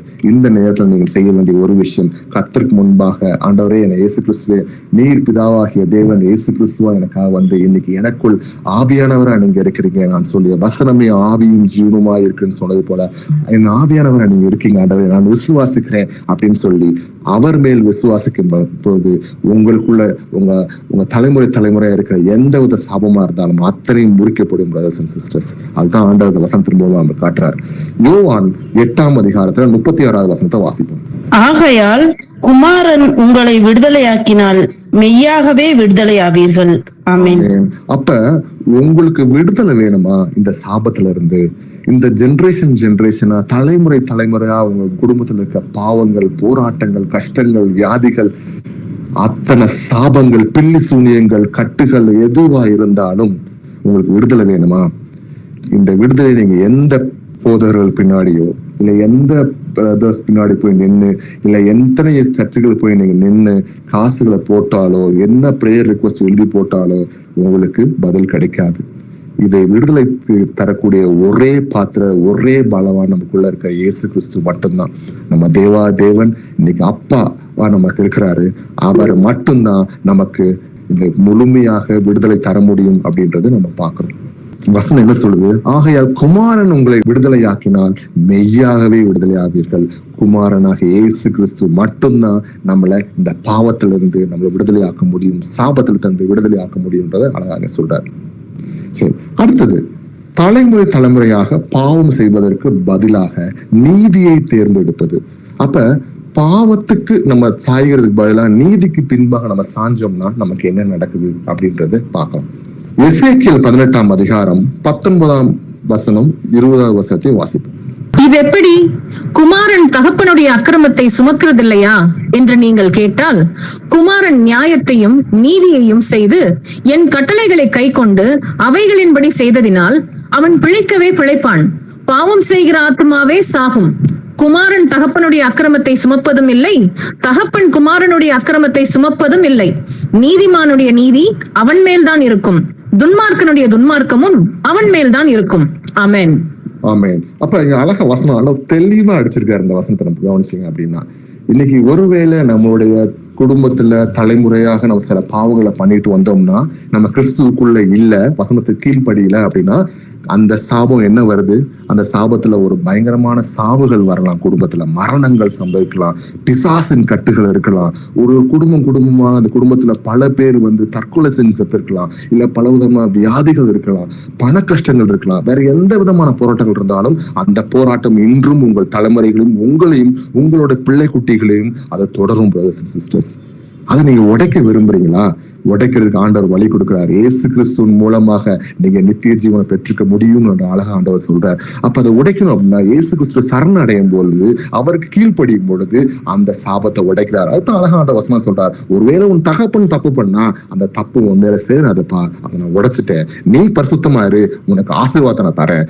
எங்க சாபம் இருக்குதோ அந்த சாபத்துக்கு ஆண்டவர் உடைக்கிற மாதிரி அவர் கீழ்ப்படியும் பொழுது அந்த சாபத்தை உடைச்சு ஆசீர்வாதம் மாற்றுறார் அப்படின்றத இந்த வசனத்துல நம்ம பாக்குறோம். சிஸ்டர்ஸ், 2 கொரிந்தியர் 5ஆம் அதிகாரம் 17ஆவது வசனத்தை வாசிக்கலாம். இப்படி இருக்க ஒருவன் கிறிஸ்துவுக்குள் இருந்தால் புது சிருஷ்டியாய் இருக்கிறான், பழையவைகள் ஒளிந்து போயின, எல்லாம் புதிதாயின. ஆமென். சூப்பர்ல, இந்த இடத்துல அழகா வசனம் சொல்லியிருக்காருல. இப்படி இருக்க ஒரு கிறிஸ்துவுக்குள்ள, அப்ப நான் கிறிஸ்துவுக்குள்ள நான் வந்துட்டாவே என்னோட சாபத்தை உடைச்சிட்டேன் அப்படின்ற ஆண்டவர் சொல்றாரு. எப்படி? நான் கிறிஸ்துக்குள்ள வந்து நான் பழைய மனுஷன் இல்லப்பா, நான் புதுசாயிட்டேன், என் பழைய விஷயங்கள் போயிருச்சு, புது விஷயம் வந்துருச்சு இயேசு கிறிஸ்துக்குள்ள அப்படின்னு சொல்லி அழகா காமிக்கிறாரு. சோ புது சிருஷ்டியா இருக்கிறேன், பழையவைகள் ஒளிந்து போயின, எல்லாம் புதியதாங்க. அப்ப இன்னைக்கு உங்களுக்கு அந்த சாபம் உடையணும், உங்க குடும்பத்துல இருக்க கட்டுகள் உடையணும், உங்க குடும்பத்துல இருக்க வியாதிகள் உடையணும், உங்க குடும்பத்துல இருக்க போராட்டங்கள், பண கஷ்டங்கள், வேற எந்த விஷயமாலும் கிறிஸ்துக்கு எதிராக இருக்கிற அத்தனை விஷயம் உங்க குடும்பத்தை உடையணுமா? இயேசு கிறிஸ்து கிட்ட திரும்புங்க பிரதர்ஸ் அண்ட் சிஸ்டர்ஸ். இன்னைக்கு அந்த சாபத்தை உடைக்க ஆண்டவர் ரெடியா இருக்காரு அப்படின்ற வசனத்தின் மூலமா நாங்க பார்த்துட்டு இருக்கோம். உபாகமம் 30ஆம் அதிகாரம் 19-20 வசனத்தை வாசிப்போம். நான் ஜீவனையும் மரணத்தையும் ஆசீர்வாதத்தையும் சாபத்தையும் உனக்கு முன் வைத்தேன் என்று உங்கள் மேல் வானத்தையும் பூமியையும் என்று சாட்சி வைக்கிறேன். ஆகையால் நீயும் உன் சந்ததியும் பிழைக்கும்படிக்கு நீ ஜீவனை தெரிந்து கொண்டு கர்த்தர் உன் பிதாக்களாகிய ஆபிரகாமுக்கும் ஈசாக்குக்கும் யாக்கோபுக்கும் கொடுப்பேன் என்று அவர்களுக்கு ஆணையிட்டு கொடுத்த தேசத்திலே குடியிருக்கும்படிக்கு உன் தேவனாகிய கர்த்தரில் அன்பு கூர்ந்து அவர் சத்தத்திற்கு செவி கொடுத்து அவரை பற்றி கொள்வாயாக. அவரே உனக்கு ஜீவனும் தீர்க்காயுசுமானவர் என்றான். ஆமென். இன்னைக்கு நம்ம பார்க்கிற அந்த தலைப்பு என்ன? Blessing and cursings is a generational choice அப்படின்னு பார்த்தோம். தலைமுறை வர ஆசீர்வாதமும் சாபமும் நம்ம எடுக்கிற ஒரு தீர்மானம்னு பார்த்தோம். அந்த தீர்மானத்தை இன்னைக்கு ஆண்டவர் கொடுக்கிறாரு. நமக்கு முன்பாக ஆசீர்வாதமும் வச்சுட்டாரு, சாபத்தையும் வச்சுட்டாரு. இது நம்ம எதை எடுக்கணும்ன்றது நம்ம கையில இருக்கு பிரதர்ஸ் அண்ட் சிஸ்டர்ஸ். ஒருவேளை நம்ம தகப்பன்மார்கள், நம்மளுடைய தாத்தா பாட்டிகள் தப்பான டிசிஷனா எடுத்தனால இன்னைக்கு நம்ம சாபத்துல இருக்கலாம்.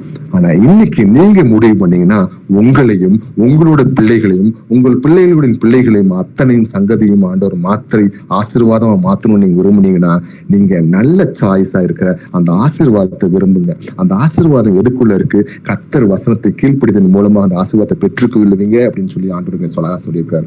இன்னைக்கு அதுதான் நம்ம வசனமா பார்த்து கொண்டு இருக்கிறோம். அப்ப அதை நம்ம எடுக்க நம்ம தீர்மானிக்கலாம் பிரதர்ஸ் அண்ட் சிஸ்டர்ஸ். சரி, இவ்வளவு நேரம் ஆசீர்வாதம் யாருக்கு வரும், பாவம் யாருக்கு உள்ள இருக்கு, எப்படி சாபங்கள் இருக்கு அப்படின்றத பார்த்துட்டோம். இப்ப சில மித்ஸ் அண்ட் ஃபேக்ட்ஸ் பார்க்க போறோம். அப்படின்னா என்ன? பைபிள்ல தலைமுறை தேர்வுகளை பற்றி கட்டுக்கதைகளும் மற்றும் உண்மைகள் அப்படின்றத பார்க்கலாம். என்ன கட்டுக்கதை, என்ன உண்மை அப்படின்றத நம்ம பார்க்க போறோம். முதலாவது கட்டுக்கதை என்ன?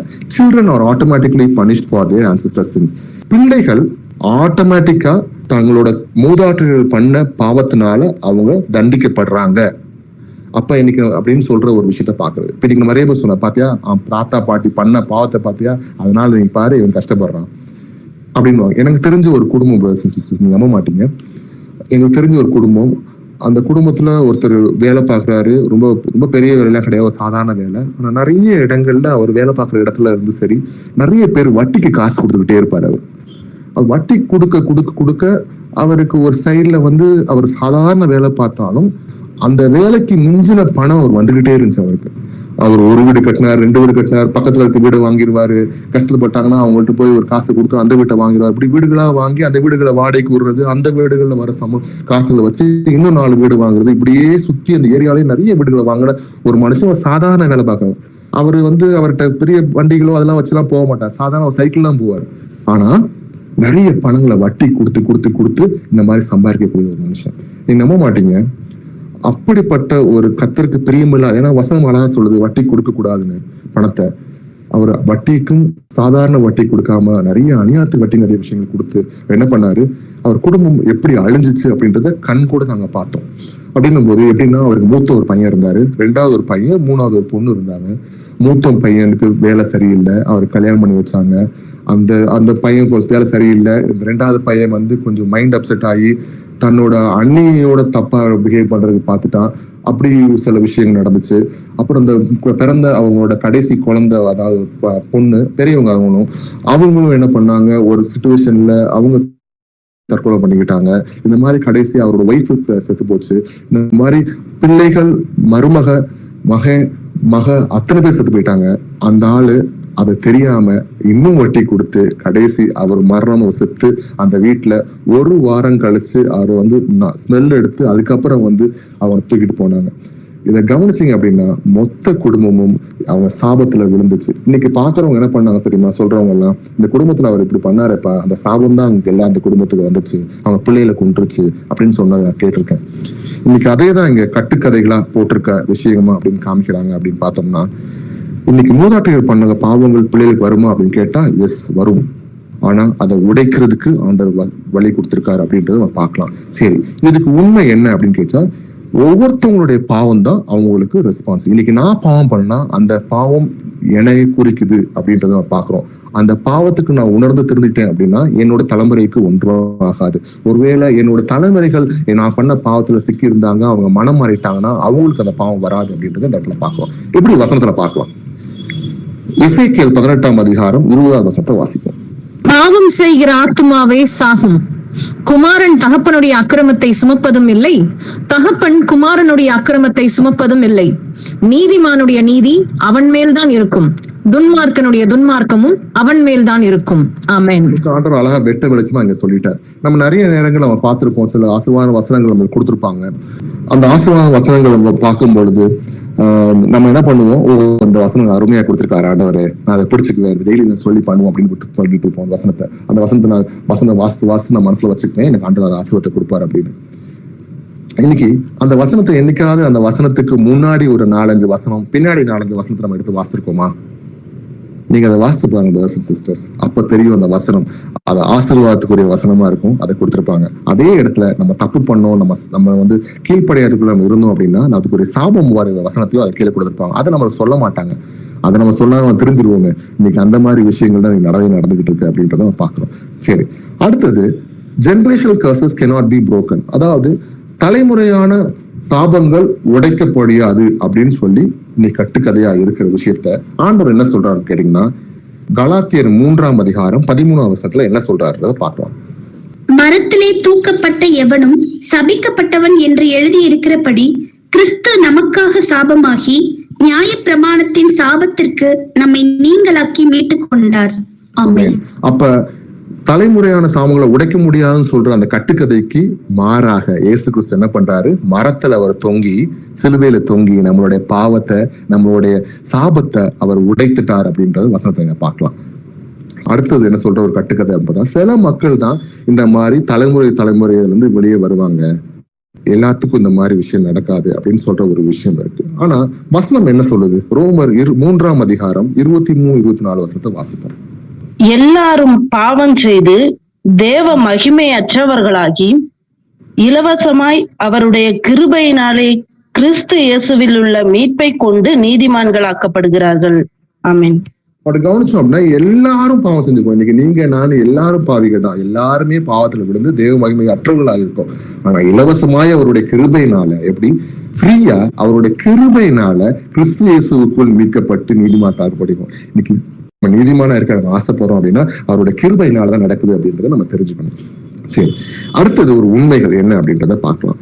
கடவுள் நம்ம என்ன பண்றாரு, தலைமுறை நம்ம மேல ஒரு அன்பு வச்சு நம்மளை கைவிடாம காத்து கொள்கிறதுக்கு ஆண்டவர் சில விஷயங்கள் காட்டுறாரு அப்படின்றது ஒரு உண்மையான விஷயத்த ஆண்டவர் இங்க சொல்றாரு. எப்படி அப்படின்னா, உபாகமம் 7ஆம் அதிகாரத்துல 9ஆம் வசனத்தை பத்தி பார்க்கணும். ஆகையால் உன் தேவனாகிய கர்த்தரே தேவன் என்றும், தம்மில் அன்பு கூர்ந்து தமது கற்பனைகளை கை கொள்ளுகிறவர்களுக்கு அவர் 1000 தலைமுறை மட்டும் உடன்படிக்கையையும் தயவையும் காக்கிற உண்மையுள்ள தேவன் என்றும். ஆமென். நான் உன்னை விட்டு விலகுவதும் இல்லை, உன்னை கைவிடுவதும் இல்லைன்னு சொல்ல அது அழகான வசனத்தை நம்ம கேட்டிருப்போம் நிறைய இடங்கள்ல. அது உண்மையான ஒரு நல்ல வசனம். ஆண்டவர் நம்மளுக்கு தலைமுறை தலைமுறையாக கொடுக்க ஒரு வசனமா இருக்கும். அந்த வசனத்தை எடுத்து அதுக்கு முன்னாடி கொஞ்சம் பின்னாடி கொஞ்சம் வாசித்து பாருங்க. அது யார் யாருக்கு சொல்லப்பட்டிருக்கு உங்களுக்கு தெரியும். நமக்கு அது நிறைய நேரங்கள்ல அந்த வசனத்துக்கு பிரிண்ட் அவுட் கொடுத்து ஒரு சின்ன ஒரு கார்டாவோ ஒரு பைபிள் பின்னாடி வைக்கிற மாதிரி ஒரு புக் மார்க்கோ நமக்கு கொடுத்துருப்பாங்க.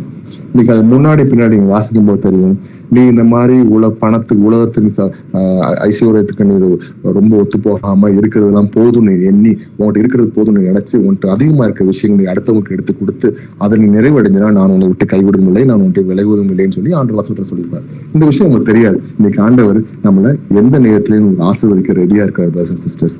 வசனங்களை நம்ம வாசித்து அதை புரிந்து கொண்டு கர்த்தருக்கு முன்பாக நம்ம உண்மையா வாழ்றதுக்கு நம்ம ரெடியா இருக்கணும் அப்படின்றத அந்த ஆண்டவர் இடத்துல நம்ம காட்டுறாரு. சரி, இப்ப இவ்வளவு நம்ம உண்மையான விஷயங்களை பார்த்துட்டோம். அடுத்த ஒரு ஃபேக்ட் நம்ம சொல்றாரு என்ன அப்படின்னா, பாவ வடிவுகள், நிறைய பாவத்துல பல விதமான வடிவங்கள் இருக்குது. தலைமுறை தலைமுறையா அது எப்படி நம்ம பாதிக்குது, அதை எப்படி உடைக்கலாம் அப்படின்றதுக்கும் ஆண்டவர் வசனத்தை கொடுத்திருக்காரு இந்த இடத்துல. யாத்ராகமம் 20ஆம் அதிகாரத்துல 5-6 பார்க்கலாம். நீ அவைகளை நமஸ்கரிக்கவும் சேவிக்கவும் வேண்டாம். உன் தேவனாகிய கர்த்தராய் இருக்கிற நான் எரிச்சலுள்ள தேவனாய் இருந்து என்னை பகைக்கிறவர்களை குறித்து பிதாக்களுடைய அக்கிரமத்தை பிள்ளைகளிடத்தில் 3ஆம் 4ஆம் தலைமுறை மட்டும் விசாரிக்கிறவராய் இருக்கிறேன். என்னிடத்தில் அன்பு கூர்ந்து என் கற்பனைகளை கை கொள்ளுகிறவர்களுக்கோ 1000 தலைமுறை மட்டும் இரக்கம் செய்கிறவராய் இருக்கிறேன். ஆமென். அப்ப ஆண்டவர் அழகா சொல்லிட்டாரு, இந்த விஷயம் நீ பண்ணாத, நீ பண்ணேன்னா நீ சாபத்துல போயிடுவ, நீ இப்படி பண்ணா உன்னை ஆசீர்வதிப்புன்றது ஆண்டவர் அழகா சொல்லிட்டாரு. அப்ப இதுல நம்ம என்ன படுது, எப்படிப்பட்ட பாவங்களா இருந்தாலும் அவருக்கு கீழ்ப்படியும் பொழுது அந்த பாவத்தை உடைக்கிறதுக்கு, எப்படிப்பட்ட சாபமா இருந்தாலும் அவர் கீழ்ப்படியும் போது சாபத்தை உடைக்கிறதுக்கு ஆண்டவர் ரெடியா இருக்காரு அப்படின்றத பார்க்கலாம். சரி, எப்படி தலைமுறை தலைமுறையா இந்த ஆசீர்வாதங்களை நான் பெற்று உறுதியோடு இருக்கிறது பிரதர் அப்படின்னு நீங்க கேட்டீங்கன்னா, இன்னைக்கு ஆண்டவர் அந்த சாபங்களை உடைச்சு ஆசீர்வாதத்தை மட்டுமே பெற்றுக்கொள்றதுக்கு வழி கொடுத்திருக்கிறார். இந்த 1, 2, 3 பாயிண்ட் நம்ம எடுத்துக்கிட்டோம் அப்படின்னா, இன்னைக்கு நம்ம மேல எழுதப்பட்டிருக்க எந்த வித சாபமா இருந்தாலும் எந்த விதமான பாவமா இருந்தாலும் ஆண்டவர் அதுல இருந்து விலக்கி நம்மளை ஆசீர்வதிப்பாருன்னு சொன்ன போல இன்னைக்கு நம்ம ஆசீர்வதிக்கிறதுக்காகவே இந்த வசனத்தை கொடுத்திருக்காரு. பார்க்கலாம் brothers and sisters. Repentance and turning to God. முதலாவது நம்ம செய்ய வேண்டிய விஷயம் மனம் திரும்பி கர்த்தருக்குள்ள நம்ம திரும்பணும் அப்படின்றது ஆண்டவர் சொல்றார். எப்படி? 2 நாளாகவும் 7ஆம் வசனத்தை வாசிக்கலாம். என் நாமம் தரிக்கப்பட்ட என் ஜனங்கள் தங்களை தாழ்த்தி ஜெபம் பண்ணி என் முகத்தை தேடி தங்கள் பொல்லாத வழிகளை விட்டு திரும்பினால், அப்பொழுது பரலோகத்தில் இருக்கிற நான் கேட்டு அவர்கள் பாவத்தை மன்னித்து அவர்கள் தேசத்துக்கு சேமத்தை கொடுப்பேன். ஆமென். என் நாமத்தை தரிக்கப்பட்ட என் ஜனங்கள் தங்களை தாழ்த்தி, இன்னைக்கு நம்மளை தாழ்த்தி ஜெபம் பண்ணி என் முகத்தை தேடி ஆண்டவர் தேடி தங்கள் பொல்லாத வழிகளை விட்டு, இன்னைக்கு நம்மளோட எல்லா பொல்லாத வழிகளை விட்டு மனம் திரும்பினால் அப்பொழுது பரலோகத்திற்கு கேட்டுக்கொண்டிருக்க நம்ம தேவாதேவன் என்ன பண்றாரு, நம்மளை மன்னிச்சு நம்ம தேசத்துக்கும் நம்மளையும் நம்ம சேர்ந்து அருமையாக ஆசீர்வதிப்புன்றது ஆண்டவர் வசனத்தின் மூலம் சொல்றாரு. சிஸ்டர்ஸ், இது நம்மளால செய்ய முடியுமா? கண்டிப்பா நம்மளால செய்ய முடியும். ஒருவேளை நம்ம இந்த மாதிரி பாவத்திலையும் சாபத்திலையும் நம்ம குடும்பத்திலும் நம்ம சிக்கி கிடக்கிறோமா, இன்னைக்கு ஆண்டவருக்கு முன்பாக நம்ம மனம் திரும்பி கர்த்தருக்கு முன்பாக ஆண்டவர்கிட்ட நம்ம திரும்பணும் அப்படின்னா ஆண்டவர் அந்த எப்பேற்பட்ட சாபமா இருந்தாலும் தலைமுறை தலைமுறை நம்ம சாபங்களும் பிசாசு கட்டுகளும் இன்னைக்கு எந்த பிள்ளை சூனியம் நமக்கு வச்சிருந்தாலும் இயேசு நாமத்துல அதை உடைக்க கிருபை தரார். இன்னைக்கு அப்போஸ்தலர் 3ஆம் அதிகாரம் 20ஆம் வசனத்தை வாசிக்கும். உங்கள் பாவங்கள் நிவர்த்தி செய்யப்படும் பொருட்டு நீங்கள் மனம் திரும்பி குணப்படுங்கள். ஆமென். இன்னைக்கு நிறைய நேரங்கள் நம்ம சொல்ற அந்த வசனம்ல, இன்னைக்கு யாராவது சுகம் இல்லைன்னா நம்ம சொல்ற முதல் விஷயம், உங்களுக்கு வியாதி இருக்கா, வாதை உங்க உங்க கூடாரத்துக்குள்ள நல்லா நுழைஞ்சு வீட்டுக்குள்ள உட்கார்ந்துருக்குதா, இன்னைக்கு செய்ய வேண்டிய ஒரே விஷயம், உங்கள் பாவங்கள் நிவர்த்தி செய்யும் பொருட்டு நீங்கள் மனம் திரும்பி குணப்படுங்கள். மனம் திரும்பி நீங்க குணப்படுவீங்க. பிரதர்ஸ் அண்ட் சிஸ்டர்ஸ், நீங்க எப்பெல்லாம் நமக்கு சுகமெல்லாம் போதும், நம்ம பாவத்துக்குள்ள நீங்க சிக்கி இருக்கிறோம் நம்ம உணர்ந்து, இந்த பாவத்தினாலதான் எனக்கு இந்த மாதிரி வியாதி வந்திருக்கு நீங்க நினைச்சு கர்த்தருக்கு முன்பாக நீங்க மனம் திரும்பினீங்கன்னா கண்டிப்பா அதுல உங்களுக்கு ஆண்டவர் சுகத்தை கொடுப்பார். மத்தேயு 4ஆம் அதிகாரம் 17ஆவது வசனத்தை வாசிப்போம். அது முதல் இயேசு, மனம் திரும்புங்கள், பரலோக ராஜ்யம் சமீபித்திருக்கிறது என்று பிரசங்கிக்க தொடங்கினார். ஆமென்.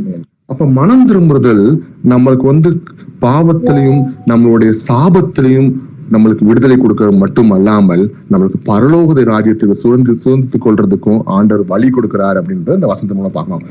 அது முதல் இயேசு மனம் திரும்புங்கள், பரலோக ராஜ்யம் சமீபமா இருக்குது என்று பிரசங்கிக்க தொடங்கினார் அப்படின்றது வசனத்தின் மூலமா பார்க்கிறோம். 2 பேதுரு 3ஆம் அதிகாரம் 9ஆவது வசனத்தை வாசிப்போம். தாமதிக்கிறார் என்று சிலர் எண்ணுகிறபடி கர்த்தர் தமது வாக்குத்தத்தத்தை குறித்து தாமதமாயிராமல் ஒருவரும் கெட்டு போகாமல் எல்லாரும் மனம் திரும்ப வேண்டும் என்று விரும்பி நம்மேல் நீடிய பொறுமை உள்ளவராய் இருக்கிறார். ஆமென். அப்ப ஜீசஸ் இஸ் கமிங் சூன் அப்படின்னு சொன்ன வசனம், நான் சீக்கிரமா வருகிறேன் அப்படின்னு சொன்ன அந்த வசனத்தை நம்ம என்ன பண்ணணும்? விசுவாசிக்கணும். ஆண்டவர் என்ன வராருன்னு சொல்றோம், என்ன வரலையே அப்படின்னு நம்ம நினைக்காதபடிக்கு அவர் தாமதிக்கல. இன்னும் நம்ம சில பேர் அவர் கர்த்தருக்குள்ள வரணும், யாரும் கைவிட்டு போயிடக்கூடாது அப்படின்றதுனால அந்த அன்பின் இரக்கத்தினாலும் ஆண்டவர் அவர் வருகை சீக்கிரமா இருக்கு அப்படின்றத நம்ம சொல்லிக்கிட்டு இருக்கோம். சோ அடுத்தது, நம்ம மட்டும் ஆசீர்வாதம் பெற்றுக்கொள்ளணும், சாபத்தெல்லாம் உடைச்சிடணும் அப்படின்னு நினைச்சா நல்ல விஷயம் தான், தப்பு கிடையாது. ஆனா அதே நேரங்கள்ல நமக்கு நம்மளோட பிள்ளை குட்டிகள், நமக்கு அடுத்த ஜெனரேஷனும் நல்லா இருக்கணும்னு நம்ம நினைக்கும் அப்படின்னா ஆண்டவர் அதுக்கும் சில விஷயங்கள் சொல்றாரு. ஏன்னா அது ரொம்ப முக்கியமான விஷயம். இன்னைக்கு நமக்கு ஒரு வயசாயிடுச்சு, நமக்கு ஒரு அறிவு நமக்கு தெரியும், இன்னைக்கு நம்ம எல்லாம் மாறிட்டோம். ஆனா நம்ம பிள்ளைகள் அந்த மாதிரி கரெக்டா வளர்க்குறோமா கர்த்தருக்குள்ள? இன்னைக்கு அவங்க வர வேணாமா கிறிஸ்துவுக்குள்ள அப்படின்றத நம்ம ஆண்டவர் வசனத்து மூலமா சொல்றாரு. நீதிமொழிகள் 22ஆம் அதிகாரம் 6வது வசனத்தை வாசிப்போம். பிள்ளையானவன் நடக்க வேண்டிய வழியிலே அவனை நடத்து, அவன் முதிர் வயதிலும் அதை விடாதிருப்பான். ஆமென். ஆமென். இது ஒவ்வொரு பெற்றோருக்கும் சொல்ற ஒரு முக்கியமான ஒரு வசனமா இருக்கு. பிரதர்ஸ் அண்ட் சிஸ்டர்ஸ், கேளுங்க. நம்ம பிள்ளைகளை அந்த மாதிரி வளர்ப்போம். இன்னைக்கு நிறைய வீடுகள்ல பிள்ளைகள் நிறைய விதமான சேட்டைகளை பண்றாங்க, நிறைய விஷயங்கள் பண்றாங்க. நம்மளும் பொறுமை இழந்துரும் சில விஷயங்கள்ல. இந்த மாதிரி இடத்துல ஒரே ஒரு வழி, கர்த்தருக்கு முன்பாக நம்ம போய் சரணடைகிறது தான். வசனத்தை வாசித்து ஆண்டவர்ட்ட ஞானத்தை கேட்டு நம்ம அதை போதிக்க ரெடியா இருக்கலாம். உலக ஞானம் என்னைக்குமே நிலையான விஷயம் கிடையாது. என்னைக்கும் தப்பான வழிதான் கூட்டு போகும். எல்லாம் நிறைய பேர் சொல்லுவாங்க, எல்லாத்தையும் கத்துக்கிட்டு அப்புறம் திரும்பி வருவாங்க அப்படின்னு தான் சொல்லுவாங்க. பட் நம்ம கர்த்தருக்குள்ள பயப்படுற பிள்ளைகளா இருக்க நம்மளோட பிள்ளைகளையும் கர்த்தருக்குள்ள நடத்தணும் அப்படின்னா, பிள்ளையானவன் நடக்க வேண்டிய வழியில அவனை நடத்தணும். கர்த்தரோட வசனத்தை போதிச்சு அந்த வசனத்தை போதிக்கிற நம்மளும் அந்த வசனத்தை நடக்கிறதுக்கு நம்ம ட்ரை பண்ணலாம். அவன் முதிர்ந்தாலும் அவன் அதை விடாதிருப்பான். அப்ப அது பெரிய நானாலும் நம்மளோட பிள்ளைகள் கர்த்தருக்கு பயந்து வசனத்துக்கு கீழ்ப்படிஞ்சு வளரும். உபாகமம் 6ஆம் அதிகாரம் 6-7 வசனத்தை வாசிப்போம். இன்று நான் உனக்கு கட்டளையிடுகிற இந்த வார்த்தைகள் உன் இருதயத்தில் இருக்க கடவுது. நீ அவைகளை உன் பிள்ளைகளுக்கு கருத்தாய் போதித்து, நீ உன் வீட்டில் உட்கார்ந்திருக்கிற போதும், வழியில் நடக்கிற போதும், படுத்துக் கொள்ளுகிற போதும், எழுந்திருக்கிற போதும் அவைகளை குறித்து பேசி. ஆமென். ஆமென். அப்ப இங்க என்ன சொல்ற ஆண்டவர்? பெற்றோர்களாகிய நமக்கு என்ன கடமை இருக்கு அப்படின்னா, நம்மளோட பிள்ளைகளுக்கு ஒவ்வொரு நேரத்திலும் சத்திய வசனத்தை போதிச்சு கொண்டே இருக்கணும். அதை விட்டுட்டு நம்ம வீட்டுல உட்காந்து ஷார்ட்ஸ் பார்த்துக்கிட்டு இருந்தோம் அப்படின்னா, நம்ம பிள்ளைகள்கிட்ட நம்ம பேசாம பண்ணிட்டு இருந்தோம் அப்படின்னா அது தவறான விஷயம் ஆயிரும். கர்த்தருக்கு முன்பாக நம்ம சான்ஸ் கிடைக்கும் போதெல்லாம் கொஞ்சம் நேரம் நம்ம பிள்ளைகள்கிட்ட பேசுறோமா, ஆண்டவரை பற்றி பேசுவோம். அவங்க நல்ல கர்த்தருக்குள்ள இருக்க வசனத்தை சொல்லி அதை புத்திமதி கொடுக்கலாம். எப்படி சொல்லணுமா? நீ அவைகளை உன் பிள்ளைகளுக்கு கருத்தாய் போதித்து, நீ உன் வீட்டில் உட்கார்ந்திருக்கும் போது, வழியில் நடக்கிற போது, படுத்துக் கொள்கிற போது, எழுந்திருக்கும் போது அவைகளை குறித்து பேசு. அப்படின்னா நம்ம ஒவ்வொரு ஆக்டிவிட்டியும் நம்ம வீட்டுல பண்ணும்போது, வெளியே போகும், வரும்போது, உட்காரும்போது, பேசும்போது அப்ப அந்த பிள்ளைகளுக்கு ஒவ்வொரு வசனத்தை சொல்லி அதனுடைய அர்த்தங்களை சொல்லி கர்த்தரின் பயத்தை அங்க காட்டணும், அவங்களுக்கு போதிக்கணும் அப்படின்றத அந்த வசனத்தின் மூலமா சொல்லணும்ன்றது நம்மளுடைய கடமையா இருக்கு. பிரதர்ஸ் அண்ட் சிஸ்டர்ஸ், இப்படி செய்யறதுனால நாளைக்கு இன்னைக்கு நீங்க வேணா நீங்க மனம் திரும்பிடலாம். கர்த்தருக்கு முன்பாக உங்களை தாழ்த்தி உங்களோட ஜெனரேஷன், உங்களோட தலைமுறையா இருக்கிற சாபத்துல நீங்க கட் பண்ணி அதை அப்படியே ஆசீர்வாதமா மாத்தி உங்க குடும்பத்துக்குள்ள நீங்க ஆசீர்வாதத்தை கொண்டு வரலாம். ஆனா இன்னைக்கு உங்க பிள்ளைக்கு இந்த மாதிரி வசனத்தை சொல்லல அப்படின்னா, நாளைக்கு உங்க பிள்ளை புதுசா ஒரு தலைமுறையை சாபத்துக்குள்ள நடத்துறதுக்கு நீங்க ஏதுவா இருக்கக்கூடாது. பிரதர்ஸ் அண்ட் சிஸ்டர்ஸ், அவனும் கர்த்தருக்குள் கீழ்ப்படிஞ்சு இன்னும் அவனுடைய தலைமுறையை ஆசீர்வாதத்துக்குள்ள கொண்டு வரதுக்கு அவனுக்கு உதவி செய்யுங்க அப்படின்றது வசனத்தின் மூலமா ஆண்டவர் சொல்றாரு. சரி, அடுத்து என்ன பண்ணணும்? Living in obedience to God. நம்ம கிறிஸ்துவுக்குள் கீழ்ப்படிதலுக்குள்ள வாழணும் அப்படின்றது ஆண்டவர் வசனத்தின் மூலம் சொல்றாரு. எப்படி சொல்றாரு? யாக்கோபு 1ஆம் அதிகாரம் 22வது வசனத்தை வாசிப்போம். அல்லாமலும் நீங்கள் உங்களை வஞ்சியாதபடிக்கு திருவசனத்தை கேட்கிறவர்களாய் மாத்திரமல்ல, அதன்படி செய்கிறவர்களாயும் இருங்கள். ஆமென். அப்ப வசனத்தை இவ்வளவு நேரம் கேட்கிறவங்க மட்டும் இல்லாம, இந்த கேட்ட வசனத்துல நம்ம ஆண்டவருக்கு முன்பாக இன்னைக்கு நம்ம ஒரு உறுதி எடுப்போம். ஆண்டவரே, இந்த வசனத்துல நான் கேட்டேன் ஆண்டவரே, இது எனக்காக போதிச்சதுதான், இந்த அந்த பிரதருக்கு இல்ல இந்த சிஸ்டருக்கு போதிச்ச விஷயம் கிடையாது, இது என் வாழ்க்கை, எனக்காக கர்த்தர் நீங்க பேசுனீங்கன்னு சொல்லி அந்த தீர்மானத்தை எடுத்து இந்த வசனத்தை எல்லாம் என் வாழ்க்கையில இம்ப்ளிமெண்ட் பண்றதுக்கு ஹெல்ப் பண்ணுங்கப்பா அப்படின்னு சொல்லி அந்த வசனத்தை செயல்படுத்த நீங்க ரெடியா இருக்கணும் அப்படின்றது ஆண்டவர் சொல்றாரு. எப்படி சொல்றாரு? அல்லாமல் நீங்கள் உங்களை வஞ்சிக்காதபடிக்கு, நீங்களே உங்களை ஏமாத்திக்காதபடிக்கு திருவசனத்தை கேட்கிறவங்க மட்டும் இராமல் அதன்படி செய்கிறவர்களாய் இருங்கள் சொல்லி ஆண்டவர் வசனத்தின் மூலமா சொல்றாரு. அடுத்த சங்கீதம் 112ஆம் அதிகாரத்துல 1-2 வசனத்தை வாசிப்போம். அல்லேலூயா. கர்த்தருக்கு பயந்து அவருடைய கட்டளைகளில் மிகவும் பிரியமாயிருக்கிற மனுஷன் பாக்கியவான். அவன் சந்ததி பூமியில் பலத்திருக்கும். செம்மையானவர்களின் வம்சம் ஆசீர்வதிக்கப்படும். ஆமென். கர்த்தருக்கு பயந்து அவருடைய கட்டளை கீழ்ப்படிக்கிறவங்களோட சங்கதி எப்படி இருக்குமா? அவன் பாக்கியவானான மனுஷனா இருப்பான். அவன் பூமி பலத்திருக்குமா, பூமியில அவனோட சந்ததி பலத்திருக்கும். செம்மையானவர்களின் வம்சம் ஆசீர்வதிக்கப்படும் சொல்லி ஆண்டவர் ஆசீர்வாதத்தினால அவனை தூக்கி வைக்கிறார் அப்படின்றது இந்த வசனத்தின் மூலம் பாக்குறோம். சரி, யோவான் 14ஆம் அதிகாரம் 15வது வசனத்தையும் வாசிப்போம். நீங்கள் என்னிடத்தில் அன்பாயிருந்தால் என் கற்பனைகளை கைக்கொள்ளுங்கள். ஆமென். ஆமென். அப்ப இன்னைக்கு நம்ம கர்த்தருக்குள் நம்ம அன்பா இருக்கிறோம், கர்த்தர் மேல் நான் பிரியமா இருக்கிறேன், இயேசு கிறிஸ்து எனக்கு எல்லாமே அப்படின்னு சொன்னீங்கன்னா இன்னைக்கு அவரோட வசனத்துக்கு கை கொண்டு அதை கீழ்ப்படிங்க அப்படின்றது ஆண்டவர் சொல்றார். பிரதர்ஸ் அண்ட் சிஸ்டர்ஸ், இன்னைக்கு நம்ம முழுமையா அந்த வசனங்களை பார்த்துட்டோம். தலைமுறை தலைமுறை ஆசீர்வாதமும் சாபமும் உங்கள் கையில நீங்க தான் முடிவு எடுக்கணும். உங்க மூதாட்டிகள் தவறு பண்ணியிருந்தாலும் உங்க தலைமுறையில அதை நீங்க மாற்றணும் அப்படின்னா இயேசு கிறிஸ்துக்கு முன்பா நீங்க சரணடைஞ்சீங்கன்னா, அவர் கீழ்ப்படைஞ்சீங்கன்னா உங்களுக்கு அந்த சாபம் ஆசீர்வாதமா மாறும். இன்னைக்கு அந்த சாபம் ஆசீர்வாதமா மாறிடுச்சு அப்படின்னாலும் இன்னைக்கு உங்களோட பிள்ளைகளை நீங்க எப்படி நடத்துறது, அதை எப்படி அந்த ஆசீர்வாதத்தை அவங்களுக்கு நீங்க கொடுக்கறதுன்றதை நீங்க சொல்லி கொடுக்கக்கூடிய முக்கியமான விஷயமா இருக்கு. ஒருவேளை இதில் நீங்க தவறுனீங்கன்னா அந்த சாபங்கள் எவ்வளவு கொடிய சாபங்கள் நம்ம வசனத்துல ஒவ்வொரு டீட்டெயில்டா பார்த்தோம். அந்த அத்தனை சாபமும் நம்ம மேல விழுந்துரும் பிரதர்ஸ் அண்ட் சிஸ்டர்ஸ். இதுல இருந்து தப்பிக்கிறதுக்கு ஒரே வழி, ஆண்டவர் அழகா ஒரு வழி உண்டு பண்ணியிருக்காரு. அவர் தான் நமக்கு இயேசு கிறிஸ்துவா இருக்கார். அந்த இயேசு கிறிஸ்துவ மேல் விசுவாசிச்சு அவருக்கு முன்பாக நம்ம தனிப்பட்ட ஜெபத்திலையும் நமக்கும் அவருக்கும் உள்ள அந்த ரிலேஷன்ஷிப்பை இன்னும் நீங்க உறுதிப்படுத்தினீங்கன்னா இந்த சாபம் எல்லாம் போய் ஆசீர்வாதமே உங்க மேல் இருக்கும்படி ஆண்டவர் இங்க பேசுறார். நன்றி தகப்பனே, நன்றி சுவாமி. இந்த அருமையான வேலையில உண்மை நாங்க துதிக்கிறோம், உண்மை சோத்தரிக்கிறோம் தகப்பனே. அருமையாக சாபம்னா என்ன, ஆசீர்வாதம்னா என்ன, சாபத்தை எப்படி விளக்குறது, ஆசீர்வாதத்தை எப்படி பெற்றுக்கொள்றதுன்னு நீங்க அழகாக சொல்லி கொடுத்துருக்காங்க. நன்றி செலுத்துறோம் ஆண்டவரே. இனி எந்த கட்டுக்கதைகளுக்கு நாங்க தலை சாய்க்காதபடி ஆண்டவரே நீங்க வல்லவரா இருக்கீங்க. உங்களுடைய வசனத்துக்கு நாங்க கீழ்ப்படியை கொடுங்க. இங்க இருக்கிற ஒவ்வொரு பிரதர்ஸ் அண்ட் சிஸ்டர்ஸையும் பேர் பேர ஆசீர்வாதிங்க ஆண்டவரே. ஒருவேளை அவங்க குடும்பத்திலையும் அவங்களோட பர்சனல் விஷயத்திலையும் நிறைய சாபங்கள், கட்டுகள், பிசாசின் கட்டுகள், வாதைகள், இந்த பலவிதமான பிரச்சனைகளையும் ப்ராப்ளத்திலும் அவங்க இருக்கலாம். ஆனா அப்பா, இன்றைக்கு நாங்க விசுவாசிக்கிறோம், எவ்வளவு பிரச்சனையா இருந்தாலும் அத்தனைக்கும் மேலாக மிகவும் பெரிய தேவன் நீங்க மட்டும்தான் ஐயா. இயேசுவை உண்மை நாங்க விசுவாசிக்கிறோம். இயேசு கிறிஸ்து நாமத்தினால இங்க இருக்க அத்தனை பிரதர்ஸின் குடும்பத்துல எந்த வித சாபம் இருந்தாலும் இயேசு நாமத்துல வெளியே போகணும்னு சொல்லி விரட்டுற ஆண்டவரே. அத்தனை சாபங்களை இயேசு கிறிஸ்து நாமத்துல கட்டி போடுற ஆண்டவரே. ஆசீர்வாதத்தை ஊற்றி அள்ளி ஊற்றுங்க ஆண்டவரே. நீ பலப்படுத்துங்க ஐயா. உம்முடைய கிருபையினால அவங்களை தொடுங்க. எவ்வளவு உயர்ந்த தகப்பனப்பா நீர் எங்களுக்காக மறித்து உங்களுடைய ரத்தத்தை ஊற்றி எங்களை விலைக்கு வாங்கின தகப்பன் ஐயா. உங்க பிள்ளைகளை கைவிட்டுருவீங்களா அப்பா? கிடையாது ஐயா.